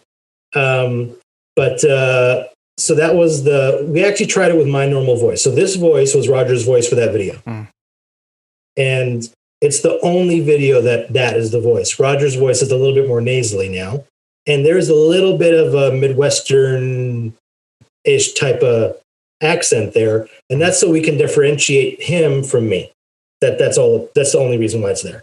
Yeah. It's easier for me to get into Roger's character if he has a voice. Because people like to think we're the same person. We're not. You know, I am a professional career aviator, and I would never do half the things that Roger claims to do. Well, what a great way to have a release, you know, to have a fictitious puppet to get that energy and that expression and creativity out. Yeah. Yeah, it has been. It's been really nice because a lot of us, we fly and we put up with the bullshit we put up with. And then our friends, they don't fly. They don't understand. Yeah. They don't understand the frustration of, I don't know, a hotel whose iron leaves that black residue on a shirt. Or, you know, stupid, benign stuff, but that to pilots, it's a huge deal because we have to deal with it all the time. And when you got 10 hours of rest after a 14, 15-hour day, you know, little inconveniences like that really, really add up. So what Roger is doing, he's, one, making light of it, you know, two, because Roger's experiencing it, you're like, aha, he gets it. I'm not alone. And then in the little community that we've built with SpeedTape Airlines, so the various social pages, when people all laugh together and they all comment, you can see that, oh my gosh, thousands of other people get this. This isn't just me, you know, it happens everywhere. Yeah. So, you know, that's been our fun. That's been my fun to see that happen. Yeah. And Roger, did you have a question? I saw you lean forward. No. Oh. Roger's lounging in the islands. I'm lounging in the islands, and I'm just kind of thinking how I don't think it's any surprise that this was born out of a career at the regional airlines. Just kind of what you were talking about how, you know, there's so many thousands or tens of thousands of people, you know, trying to cut their teeth at the regionals, but just how many things, even how small they are, but over the course of, you know, every bid period and every month and every year, on how those little things are so aggravating and frustrating and annoying and make you just drive you absolutely crazy. Because I remember the bids are late by a day. I flat out quit because of stuff like that. But you're right. You have no release for it. And I think that it's fantastic that you were able to find a satirical way to basically air those frustrations and get them out in a healthy, funny, satirical way. I'm glad you call it healthy. Well, healthy is all relative, right? Yeah. I'm glad you call it healthy. We're still trying to figure it out. We have more puppets than any one person should. Aren't we all still trying to just figure it out? Now, is it scary when you're, come into the room late at night and you feel all these eyeballs staring back at you? For me, no. But sometimes I'll place a puppet in our closet in the bedroom downstairs because it's just easier. And it's like if Roger's in my backpack, when I come back from a trip, I'll just put him in the closet. And then it freaks out my wife every now and then. So I try to be more cognizant of it. And I try to keep them all up here in the box. Yeah. They're kept in a box. There. Do you have any scary puppets that you haven't shared yet? Like, I don't know, like Chucky-ish or... No. Because those freak me out. Family friendly. No, we don't have anything that's really freaky. We have puppets that you've not seen. We got a dog. I mean, there's a rat we used twice, I think. The rat's name is Acars. Was that a rat? I thought it was a bunny. No, he's a rat. Acars is a rat. It's the same family. It's a rodent family. Yeah, and we have actually a guy named Folkwa. There was one video I did with Folkwa because I figured that's all I can get out of him for a bit. But Folkwa is actually the only puppet that I handmade myself. Cool. And for those listeners who may not be pilots, Folkwa is Flight Operations Quality Assurance. Snitch. What? I didn't say it. AKA Snitch, as you mentioned earlier, as Captain Roger Victor mentioned it earlier. But it cannot be used for disciplinary purposes. Bullshit. Yeah, right. Nope. So this all started out when you were living overseas in Israel as an adolescent, and you were in this Anglo neighborhood, as you've mentioned before in some previous interviews. Have we met? And is that right? And you? Yeah, you're getting it right. You've done your research. Yeah, I did. I do the work. And so you're living there, and you had families that you would play with their children, and they had a puppet of. I was a child too, so that sounds weird. Let's preface it. I was a child. Okay. Not playing with the neighborhood kids. So you're playing with the younger kids, and one of them, the mother had a Kermit the Frog puppet, a relatively high quality Kermit the Frog puppet, and there he is. Hello. And there he is. Yeah.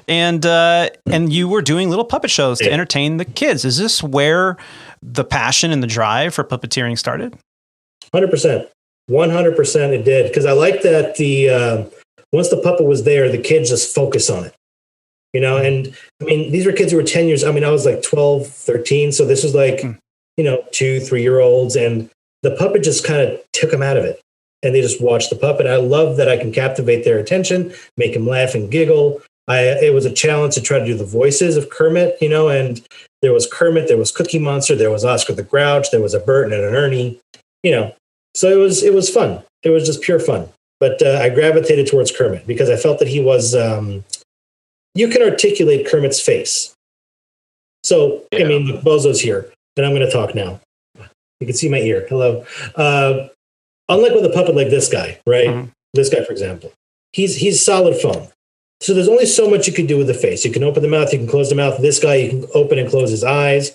But if you want to do emotion, you have to tilt a head with a different combination of facial expressions, right? Unlike the Kermit puppet, and my God, my hand is a lot bigger than it was at the time. But with the Kermit puppet, oh my gosh.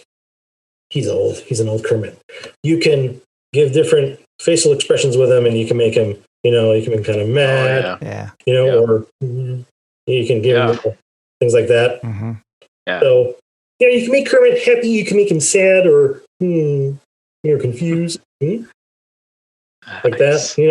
So that's why I liked Kermit, because you could do so much with him. People look at Kermit, and he is beautifully simple and deceptively simple in his design. And that's why I gravitated towards Kermit. Excuse me, the hand gets sweaty after a while. And yet he still puts it back in my head. Yeah. Oh.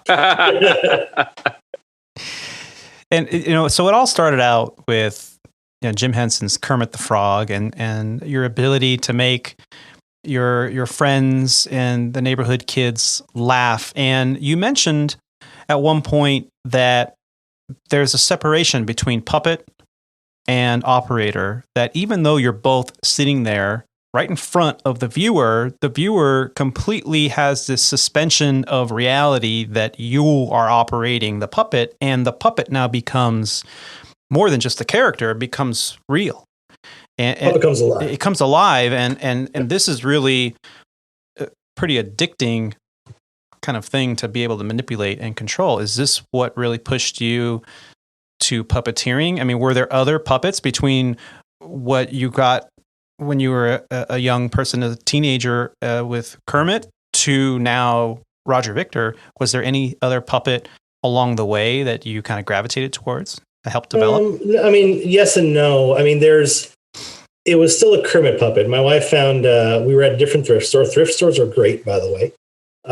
We found a Kermit plush doll, a pretty good sized one. And my wife, being the talented woman that she is, she has the skills and knowledge. She turned the plush doll into a Kermit puppet.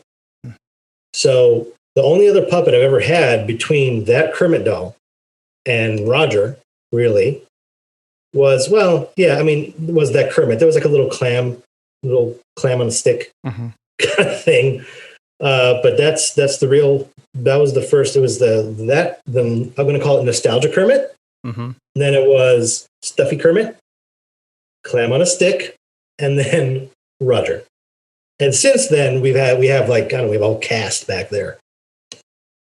Not everyone's seen, but also you were talking about the illusion where the puppeteer kind of fades into the background. And if any one of you guys are watching versus listening to the podcast, I'm sure that after a certain about maybe 3 minutes, you stop looking at the shoulder over here. Yeah. And you just watched Roger, True. Yep. That's a beautiful thing. And I tell the story a lot that you can find a YouTube clip of Jim Henson on the Arsenio Hall show.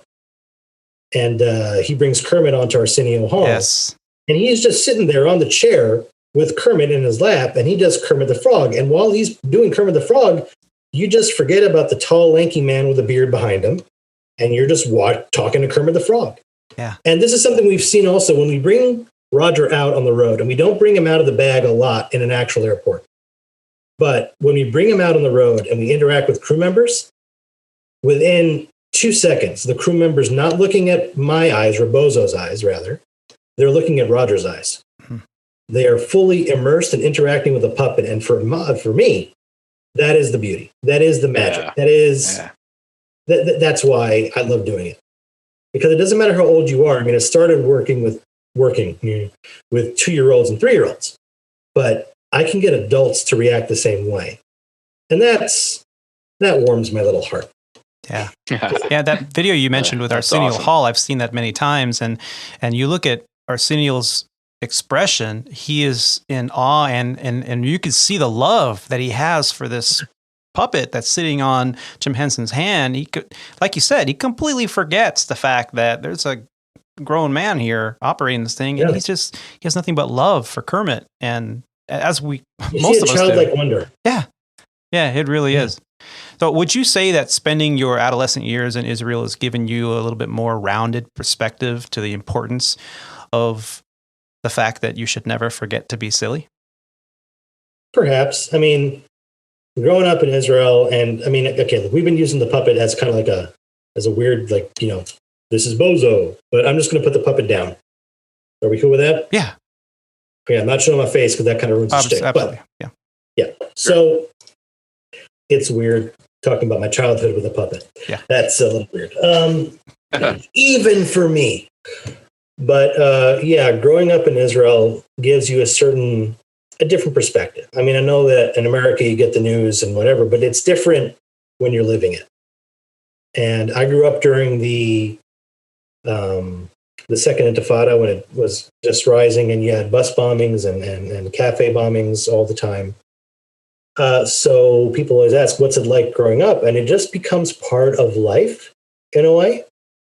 And you just got to, I'm not saying you don't consciously make the most of every moment, But a lot of things that people might persevere on and just develop into larger dramas just you just don't care about that kind of shit anymore. Yeah. That's not really important. Yeah. I'm not saying it's not important to a specific person, but like things like, oh, I stepped in a puddle and my shoe was wet. Oh, well, I could have died in a bus bombing. So, okay, who gives a shit? Right. Things like that. Yeah, I've known pilots over the years. The reason I've asked the question, and I do appreciate your response, is it's pretty apparent after you fly with someone for a little while, or if you have a friend that you've known for a little while, it's pretty apparent that when you experience a different culture, a different language, especially a culture that comes from difficult background, different political theaters, maybe a different religious theater, you have a different perspective. I think I like to say it's a more broad perspective about life, about how we should react to things, versus someone who only knows their maybe 5 square miles of life and everything is a big deal. It reminds me actually of a time when one of my best friends in high school, his father was the chief of police for Oakland Police Department. And, I spent many nights, evenings hanging out at my buddy's house, and his dad would sit down and speak to us, being young men, and try to steer us in the right direction and be supportive and all that thing, and tell us stories that were acceptable to tell to 12 and 13 and 14-year-olds about his work. And he said, the difference between a big town cop and a small town cop is that the big town cop doesn't have time for that petty little shit. They've got real crimes and real emergencies to deal with. The small town cop is going to pull you over for the illegal license plate frame that you just got a ticket for. And it's because of perspective. And you kind of, I appreciate you mentioning your view on it. And, it's definitely something that I often think about when I meet someone that's comes from a background where they spent a part of their childhood at least in a different country. And I thank you for sharing that. No, I mean, happy to answer. Got serious. Sorry, it kind of got really serious and dark there for a moment. It's my fault. I'm digging in that hole. Well, Captain Roger Victor has come to life, and you mentioned a little bit. Roger told us a little bit about how that got started, and you mentioned a little bit about how it was just a thrift store find, and with your wife's help, you were able to develop this puppet that ended up going viral on a simple short video about the realities of the little pet peeves that we have in this industry. What is it that made you continue to develop Roger Victor? Is it just a love of or a passion of puppeteering that you want to continue to develop beyond Roger Victor, or what's going on there? Well, I have no aspirations to become the next Jeff Dunham. I do not. I always joke that if the Henson Corporation called me tomorrow, I would drop aviation in a heartbeat.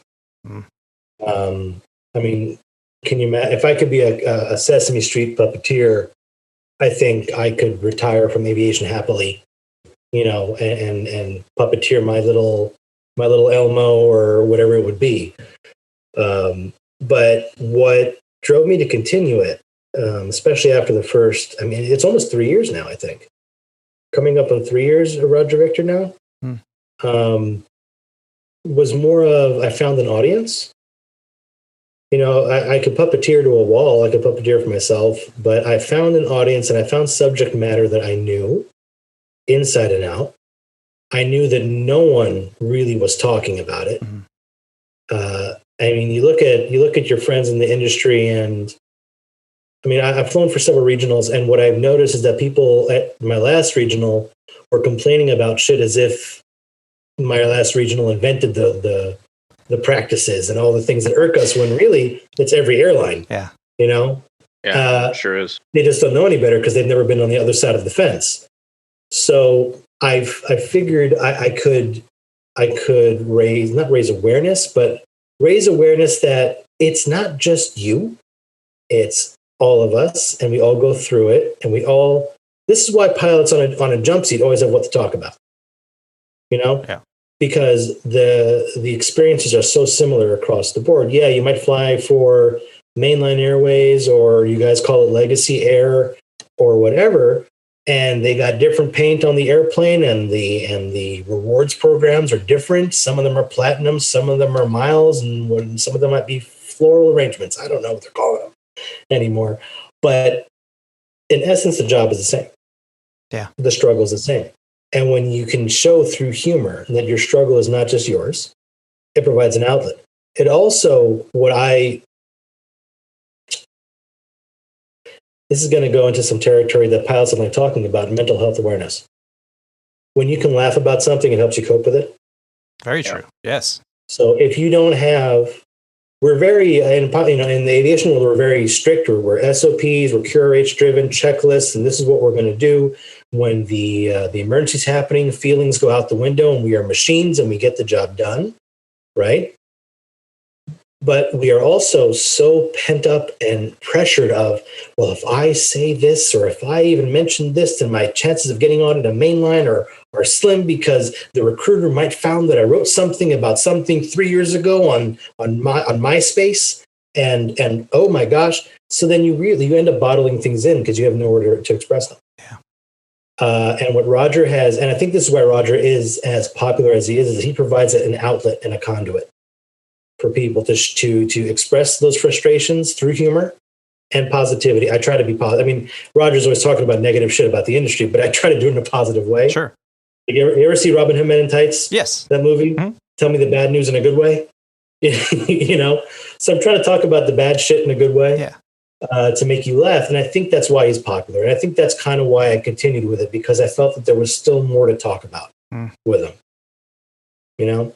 And I'm considering a major shift for Roger's dynamic recently, because I feel like I've beaten the airline world to death already, but there's also the charter world and the 91 corporate world. Coming for you, Roger. I am down in St. Martin. Hey now.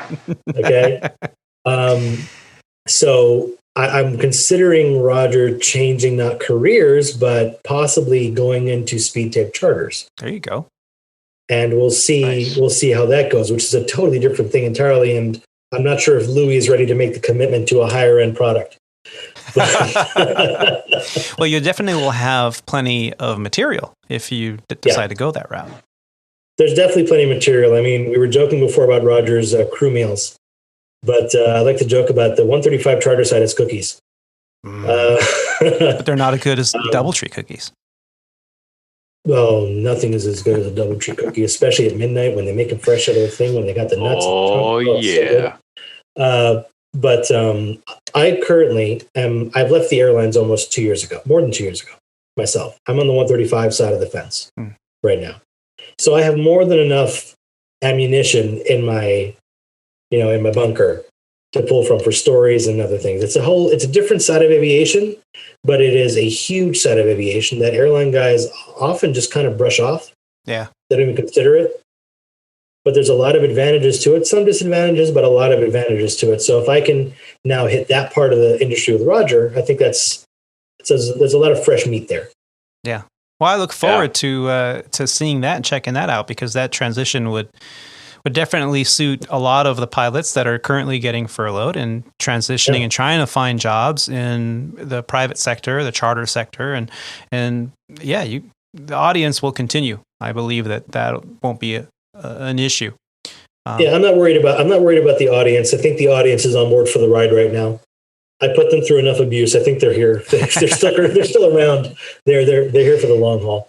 So you ended up with this thrift store find, and you made a couple videos that kind of exploded months into when you started. He's my friend. There you go. He's my friend. Oh, and so what was the biggest challenge to get these videos up, and what were the biggest fears that might come back to bite you?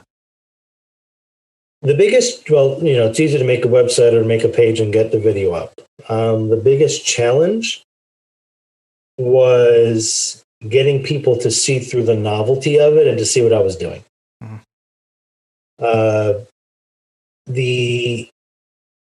in the beginning, the reception wasn't so warm to the videos, but again, they were rough around the edges. I didn't know I didn't know who the character was yet.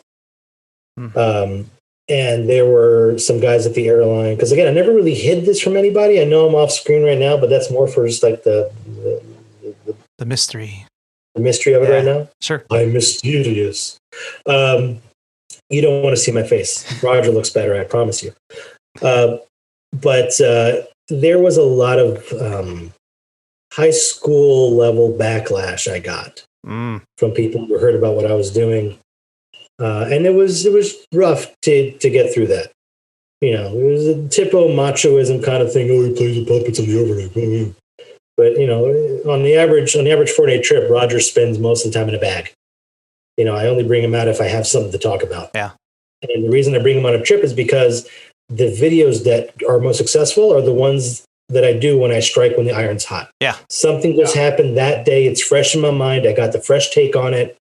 Get to the overnight, go grab some dinner. Afterwards, Roger's on the arm. Spend 10 minutes making a video, not even. I put it out to the world and I go to sleep. And the next morning I see, it's kind of like casting a net when you're fishing. The next morning I reel it in to see what the reaction's like. Nice. So that was the most challenging. The biggest fear was that I'd lose my job from it. Yeah. So I've been very careful, and you guys take the same kind of measures on your podcast. I didn't want anybody to think that I was talking about my specific airline I was flying for, which is why I invented SpeedTape Airlines, which everyone understands. You say SpeedTape Airlines, everyone in the industry gets what you're saying. Yeah. They understand. But I never intended to, or I try not to single out a specific carrier. Right. And to date, only one carrier has actually contacted me and said, hey, you crossed the line, take that down. And they did so while admitting that it was funny as fuck, but they wanted to take it down anyway. Yeah. Yeah. And that's a big fear for us as well. I mean, a lot of aviators that I've flown with, especially lately, are not even on social media in any way. They just, nope, I'm not on there. I'm not going to risk my job and career or have somebody, shame me into having to step down or lose my job because of something I may have said, 10 years ago or something, so you really, it's too bad that the society has become this shaming society, this cancel culture, if you would. Well, let me flip that on you. I'm going to say something really controversial right now, and here's your scoop for your podcast. It's a shame that we, as aviators, have succumbed to the Stockholm syndrome of the industry. That we give so much to this industry. We sacrifice our family time at home. We constantly find ourselves reluctantly or even voluntarily putting the job first. That one more flight has to get out. They need me to volunteer. There's no one else to do it. I have to do it. To the point that we are afraid to express our own opinions amongst our friends on a social media site for fear of what Big Daddy Mainline might do to me. So I don't know if it's really society as much as it's this reality that we have created ourselves. No, there's a lot of truth to that. I mean, there's something about protecting the brand, and that's good. You should protect the brand of who you fly for. Yes. But at what point does your personal life stop and the brand begin? Yeah. So if you're at the point that you have to stay off social media, I'm not saying you should get on Facebook. It's addictive, and then you can't get off of it. Does it do good or bad? I think it does a little both, but it's definitely something you can live without. But to say that you're not going to go on it for fear of, then your life is no longer your own and you've sold out to your company entirely. And there has to be a line. You can't just be the airline captain. And I know I'm speaking from experience because I was that. And in my real world job, I carry a lot of responsibility where I work. I'm sort of a figurehead where I work, so I understand protecting the brand. But at some point, you also have to have your personal life, and you cannot be tied to flying. It's like when you interview, they ask you what your hobbies are. They want to know that you have something outside of this, Yeah. So I got this, and I built models for the hell of it. I'm going to show off a model. Oh, my face. The little models I build. It's a 152, a little diorama. Nice. That's cool. And I have, I got a kid, and I have my wife, and I love everybody and my family.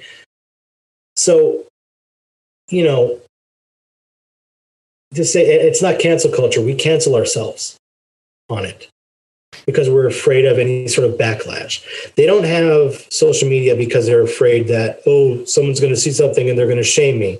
They're afraid that, someone in HR is going to see it and I'm going to lose my job that I have sold myself on since I've been a child, that I want to fly for them. Yeah. I'm still selling myself out for. There's a certain mainline out there that if you're listening, I'm interested. But, so I understand it. And I understand it, but there's got to be a line. Yeah. No, it's very true. And there's a lot of truth to the fact that it's a choice that you make. And if you're making a choice to protect, your job, but your job is not your life, everything. Like you said, you have to balance your life with all the other responsibilities and not be afraid to share it and to celebrate it. And I think that's really what makes part of Roger Victor so powerful, is that he's sharing all the things that we talk about, but we would, a lot of us don't share that in public for fear that it, what do you mean somebody fell asleep in the cockpit with hundreds of people back? What? Allegedly. Allegedly. So yeah, allegedly. Yeah, I can totally appreciate that. At the same time, I do think that at least in the last maybe 12 months, there has been a lot of extreme backlash because of social and economic culture in the United States and around the world. And so we shouldn't be afraid to speak our mind, but just because I disagree with you doesn't mean that I'm your enemy. That's a different thing entirely. That's a different thing entirely. And then that's not something new. That's been brewing for decades now. And so I think specifically, I don't know if it's specifically a United States thing because of the politics of the United States over the last couple of decades. This is not one person's fault. Right. This is something that's been brewing for a while, but you can't just shut everyone out that you don't agree with. Very true. Especially in an industry where people's opinions are so diverse and you have such a lot of alpha personalities, Mm-hmm. Very structured, a lot of military background, a lot of, you do it this way and that's the way it's been done and that's the way you're going to continue to do it because that's right. Those are the wrong words to tell me specifically. If you tell me that's the way it is, watch me change it. Yep. You say that's the way it is. That's the way it's always been. Watch me change it. Well, think about it. Why does why does a first officer have to make half their salary that they would make year two? Don't tell me it's so they can recoup the cost of training. That's what they sell us. No, that's what they sell us. That's what they sell you. Right. And that's what we've accepted. Well, right? If you're going to be there for a lifetime or a career, then couldn't you recoup a little bit every year why do you have to recoup it all in the first year? Because you're going to leave? Well, exactly. How bad is your company if you're going to leave after, the first year? Well, you're going to make me leave. There was a low-cost carrier that I got a job offer to that I actually respect what they're doing. I think they're a good company to work for. But I could not afford to live on their first year salary. I wanted to, but their first year salary was abysmal. Abysmal. Why do you have to treat your employees that way? Because you can? Because that's the way it is? And what happens is you get the senior pilots who say, well, I had to do it, so now you have to do it. Instead of lifting the bar, they're just like, well, that's what I had to do, so you have to pay your dues. It's the same with furlough. I've flown with captains like, well, I've been furloughed 3 times. You guys stop bitching about being furloughed. Yeah, you'll figure it out. Yeah, that's the wrong mentality then. Yeah, we had to stick together. I mean, that's the foundation to this podcast. It's the foundation to the way I operate in the industry. Anytime I'm in a position of leadership, we need to stick together. That's the foundation. Yeah. We got to be kind to each other. We need to lift each other up. And, even if you go the more business perspective or the more traditional corporate perspective as you're only as strong as your weakest link, well, then stick together and strengthen all those links so that we're all strong. Yeah. Well, I also wanted to ask you a couple questions about who your favorite puppeteer is. If you think about who's the one that you admire the most, who would that be? Wow. I'm going to disqualify Jim Henson because it's an obvious answer. Fair enough. Yeah. I mean, you got to think of the Henson puppeteers in general, right? Mm-hmm. And I think I'm going to go with Frank Oz, and I'll tell you why. Jim Henson grew up with a love of puppetry. Frank Oz did not. Jim has been doing puppets since he was a teenager, so he kind of, Jim is Jim Henson. He's legendary. But he hired this guy to be what's called a right-hander. Do you know what a right-hander is? The separate operator that operates the right hand of the puppet? Exactly. Because, you got the head and you got your left hand doing the left arm of the puppet. Mm-hmm. Someone's got to give the other dead arm life. Like Cookie Monster or any of those characters. Yeah, Swedish Chef. Actually, Swedish Chef is done differently. Swedish Chef is I'm going to segue here. Swedish Chef has one guy doing the face, mm-hmm. and then another guy is doing both hands from beneath. That way they can manipulate and cook. Otherwise, it'd be too hard to coordinate. Anyway, so I'm choosing Frank Oz because Frank had to learn it as someone who didn't grow up with a passion, but developed the passion for it. Mm. And in many ways, he was as good as Jim, if not a little better in some ways. Frank has given us... He's given us Miss Piggy. He's given us Fozzie Bear. He gave us Yoda. Yeah. And his dedication to it, he always looked at it from I don't know. It's just his drive wasn't from the love of puppetry as much as wanting to create art. And that's, I don't know. I just find him very inspirational. That he literally joined this guy he didn't know to act as a right hand in a puppet, mm-hmm. and he just developed his skills and rolled with it, and he just fell into it, and it was something he was great at. I don't know. It just, yeah, I like him. He was also a straight talker, and I like a good straight talker. If you ever watch interviews with him, yeah, I'll have to check some out. Rob, what about you? Do you have a favorite puppet or puppeteer? No, I apologize. No, it's just not my kind of thing. But I know, but I do recognize the extreme, seriously, the talent and the the artistry and the creativity that goes into it. It's amazing. I mean, or growing up, did you not watch anything like Sesame Street? I watched the Muppets and stuff. Yeah, I definitely watched the Muppets, mostly the Sesame Street also. And I mean, I think who didn't? Most probably kids our age did, mm-hmm. And so it's still amazing. It just didn't hold my, once I got into other things, it didn't hold my attention. But gosh, everything that he was talking about is true. I mean, once the Muppet starts moving and talking, I mean, you just lock onto them and you totally forget who's behind it. Right. And it's astonishing. It's amazing. And anytime I see, obviously Jeff Dunham is probably the most, popular one nowadays, I guess, because, his Jeff comedy stuff. Incredible. Yeah. I mean, I've seen a couple of his shows and, that's funny stuff. Number one, but number two, it's very entertaining and it's magical. It's just amazing that he can put together a whole show just based on, all of his characters, Ahmed the terrorist. I mean, that's probably one of my favorite. Who would have thought of that? Yeah. That's perfect. Talk about drawing new lines in the sand, man. I kill you. That was awesome. And no joke. So, I mean, and you can get away with a lot of things because they're puppets. Yeah. Right. Exactly. Yeah. It's just a puppet. It's not amazing. Real. Yeah. It's awesome. What about your daughters? Are they into Darcy Lynn or any of the AGT fame from? She has the bunny and she's the winner of America's Got Talent. Yeah, they watch any of those shows? Oh no, honestly, they don't. Funny ass. They're so busy with their.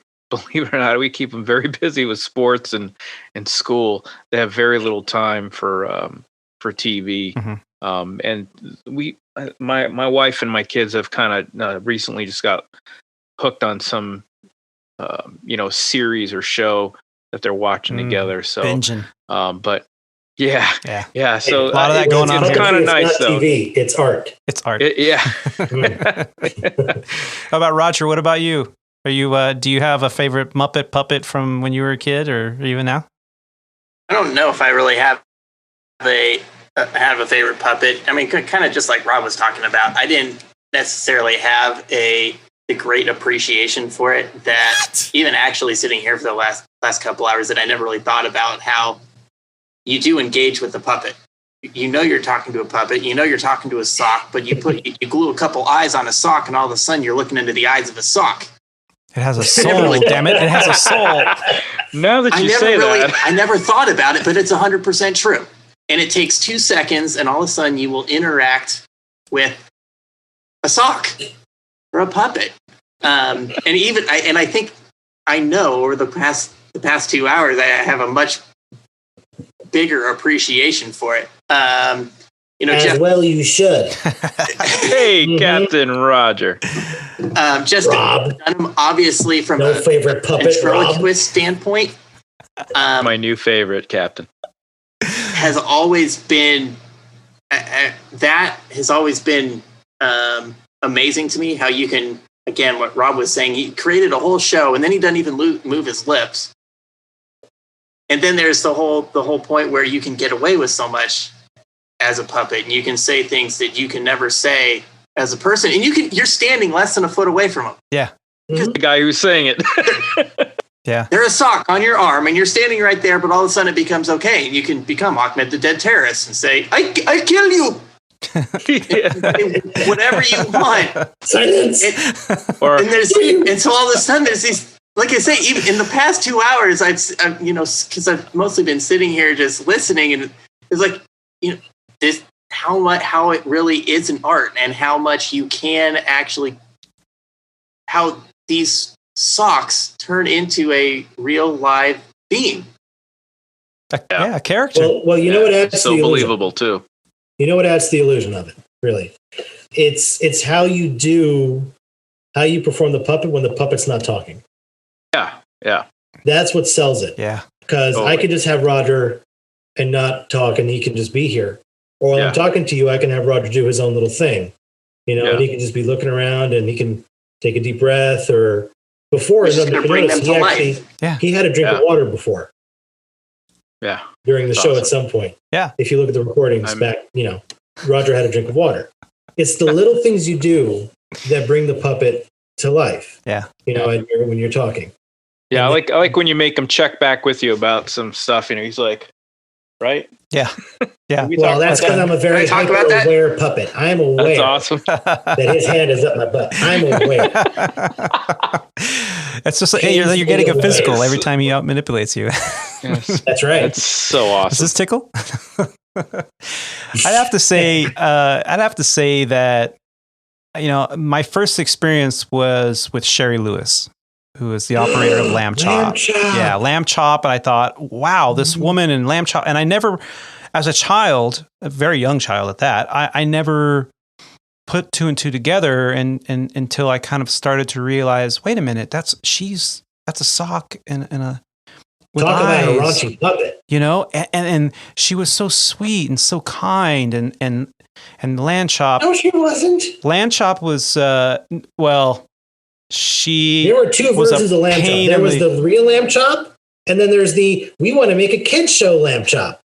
Ah, yeah. No, I saw the kids show one. That's what I didn't know. I must have only been exposed to the kid one. I didn't know there was another. Oh, now you've got me. Sherry Lewis had a bit with Lamb Chop, and she did some raunchy material with Lamb Chop. herself. Okay. That's it. Sherry Lewis is incredible. After the podcast, make sure you Google the raunchy Sherry Lewis Lamb Chop bit. I mean, I don't know if she's raunchy as much, but Lamb Chop had an attitude. Lamb Chop was not a kid's puppet. Not a kid's puppet. Yeah, okay. I did not know this. Yeah. But also, if you look at Lamb Chop, she shares some of the traits of Kermit the Frog. She is purely a sock, Lamb Chop. Yeah. A sock with a lot of frill around her. Yeah. And you can manipulate so much of Lamb Chop's mouth. and you can make Lamb Chop do almost anything, any kind of facial expression. Yeah. Which is what made her great. Aside from the tremendous ventriloquy that she did. Mm-hmm. Mm-hmm. Are you done? Can I talk now? No. We're still working on that. Yeah, and I think Fred Rogers was my biggest, to this day, my biggest inspiration growing up. And I try to live my life in every aspect at one point as what would Fred do? The kindness, the fact that it's okay to be angry, these feelings inside that you get when you're hurt. If I can get my hands on Fred Rogers information, books, documentaries, videos, I'm there. I recently heard a podcast, I think about a year ago. It was, I think, a 6-part series on Fred Rogers. I think it was entitled "Who is Fred?" Wonderful. Here I am listening to this podcast, driving to LAX, going to work, listening to a podcast, and I'm freaking bawling my eyes out driving the car on LA freeways because I'm listening to this, and it is just such an emotional thing of listening what he did for people, what he did in the world. But I've got to say, as an aviator in my, dare I say, in my 40s, I've got to say, Captain Roger Victor, you are my favorite puppet. Absolutely. There you go. Thank you. And the funny thing is, years ago, when I first stumbled across this video, I believe it was the viral video, or maybe one before, and I came home. I told my wife and kids, "You've got to see this. You've got to see this." And of course, I got this very similar expression. And why didn't you think of this? I was like, well, I don't know. She's like, you can do voices. I'm like, I'm not that good, but okay. And so, yeah, I got my hats off to you for creating this character and the many others that you have. Also, you were highlighted in AOPA, the website, the magazine. Congratulations on that. Thank you. How did that all happen? Did they contact you? Did you contact them? Or how did that start? Oh, gosh. Let's see. I think they called my publicist. And we try to set a date. I don't have a publicist. Don't buy that shit. I don't know. I'm going to say, does Bozo do that too? I think, it's been a while. There was about a year between when we did it and when they ran the actual article. So I'm not quite sure who reached out and how. I don't remember. But this isn't a secret. I mean, if you bought something off our store, we got the return label. We live in Maryland, which is not far from the AOPA headquarters, Mm-hmm. So we were able to go up and say hi and film and just, fuck around for a while up in their studio. They have AOPA TV, so they got an actual studio. And that was fun. And it was cool to meet the people there. Good people, love aviation, of course. They're always wanting to ask if you have renewed your subscription. It's on auto renew. I love AOPA to death. But, half your membership fee goes to asking them to asking you. You get mailers and things. Will you renew? Will you renew? Will you renew? Yeah. Renew. I have a brand new sticker on my car. Yep. Got to get the sticker. Now, they were great. They even gave me this lovely coffee table gift. And if I ever get a coffee table, I can put the book on it now. There you go. Yeah. Yeah, they were great. I met Paul. I met Jill. Cool people. Yeah. We had a lot of laughs. Yeah. Yeah. And how many got lost in the hallways? How many puppets are you up to now? Oh gosh. That's for you. That's a question for you. I don't know what puppets you have. You keep us all separate. I got some hidden in the closet. Gosh. Are they let me count. Are they in boxes? I got Roger. Yeah. We have the ever so famous Louis. We got Bernard. And those are the three main staples of SpeedTape Airlines. We have Acar's the rat, who we don't see often, but I have him somewhere. I have Reggie, and Reggie was my little bozo stand-in that I was using a second ago, a little while ago. I think we're at 6. I got the Kermit 7. I have Lori. She's 8. Not 8 years old, but she's puppet 8. I got... Well, you have the controller, right? The ATC controller? Well, the ATC controller was a weird puppet. So the Henson Company when they were making puppets for Sesame Street, because they need characters all the time, they'll take a base character with no facial features on them. Oh. So they'll have a head, but nothing else. And they call them whatnots because they're whatnot. They're whatever you want them to be. Ah. So they have drawers of eyes and noses and mouth and hair pieces and things. Sure. So they can throw a character together quickly. So the controller in that video is my whatnot. So that specific character doesn't exist anymore. Oh, I see. Is ODM a whatnot too? ODM actually is, where are you? ODM is not a whatnot. ODM is actually this guy. Bring him out. He's hard to get situated properly on the hand. He's a great puppet. He's just kind of difficult to get on the hand. So this is Odie. Hey. Will be Odie. He doesn't look like Odie now. Yeah, he's got a beard now. Yeah, so this is his original clothing that he came in. Uh-huh. He came like this, and he has a hat. He was sold as a time traveler, like an eccentric kind of guy. Like, we're off to discover the world. Yes, follow me to adventure. Ha ha! That's who he was. But I decided that we needed a mechanic. It was far time that there was no mechanic at SpeedTape Airlines, and I wanted to unveil Odie on a video, but I have not been able to write one yet that I like. I mean, I have a couple ideas. I'm not going to share them here. But Odie was going to be like, Odie, and Odie he has like a blue kind of mechanic shirt. It's stained with oil. Right. It's somewhere in the stuff back there. And his name is Odie because of ODM, on-demand maintenance. So it's Odie, ODIE, M, last initial, ODM. Some people call me AOG, but I'm ODM. Yeah. Anyway, that's who he was. And I haven't found a way to introduce him yet. Yeah. But this is Odie. He's my second newest puppet. Yeah. Cool. Yeah. And I have a dog, and I think I have a sheep. Most of them I just broke one of my models. That's a good time for Odie. You're going to break your models. Come in and fix it. That's it. Yeah. Well, you have had a wonderful run with Captain Roger Victor, and I know I am very excited to see him in future videos all over the interwebs, on the socials and the YouTubes.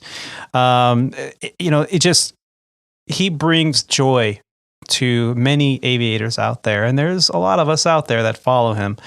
I know you have some pretty big moves coming up here with future ideas, with shows, and with your gang of puppets. And we're looking forward to hearing more about that and seeing that all come to fruition. I also want to thank you for spending the time with us today. We've had a wonderful time talking to you, exploring the art of puppetry and how much joy it brings to people, and really what you're getting out of it. And it just seems like nothing but happiness and good things. Well, I want to thank you for having me on. I had fun. I hope you guys had fun too. I enjoyed meeting you guys. And hold on, we're bringing him back on as a little, did you have fun? Well, yes, you had fun. I had fun. Good. That's all that matters to me. Yeah. Captain. It was great meeting you guys, and it was great to be here. And I just want to say to all your listeners out there that we are, and I'll speak for Bozo, we are truly humbled. We really are.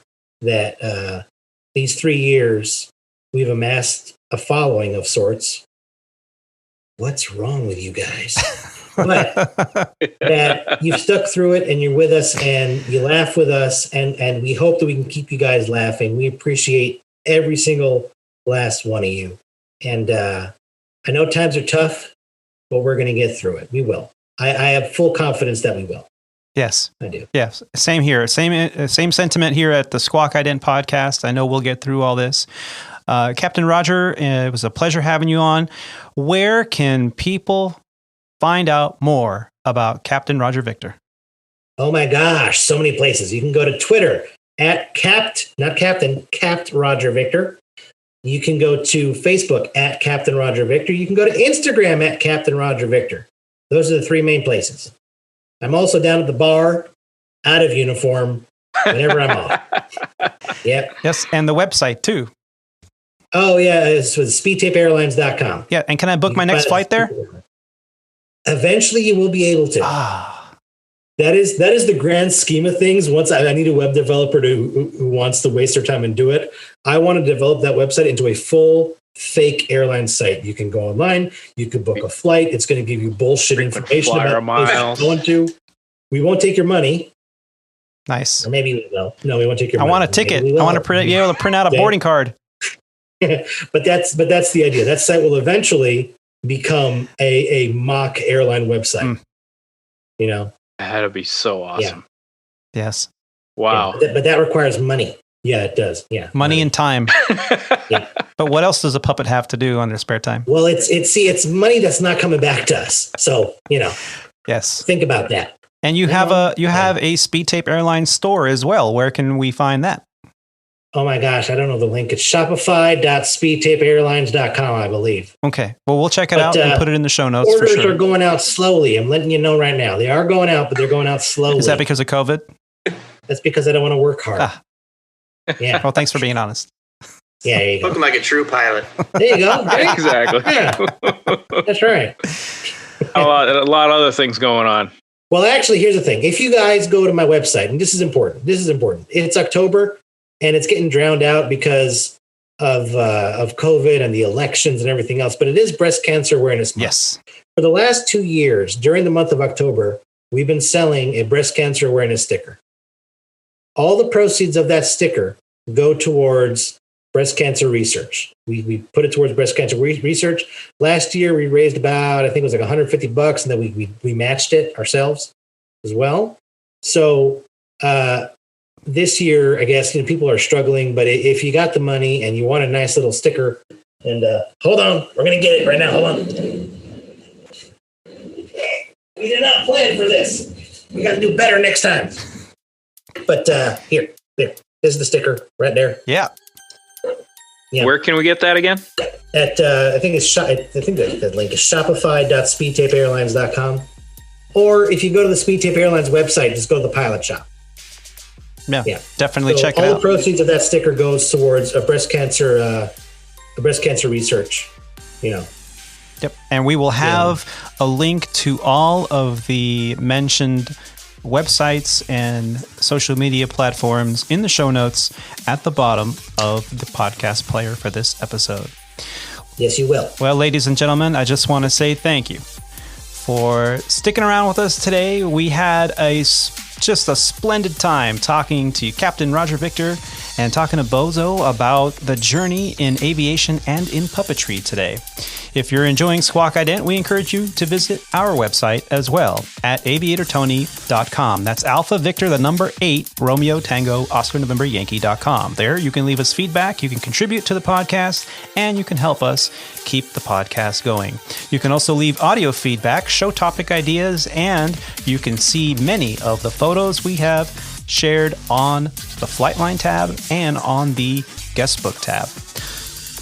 Facebook and Instagram users can find us under the Squawk Ident Podcast. YouTube and Twitter users can find us under Aviator Tony and Squawk Ident. We encourage you to support us on YouTube channel with a like, subscribe, and share.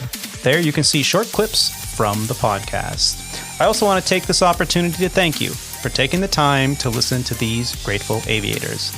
Keep the dirty side down out there, be safe, and take care of each other. See you later, everyone. Thanks again, Roger Victor. Thank you. Good night. Thanks, Roger Victor. Bye. Thanks, guys.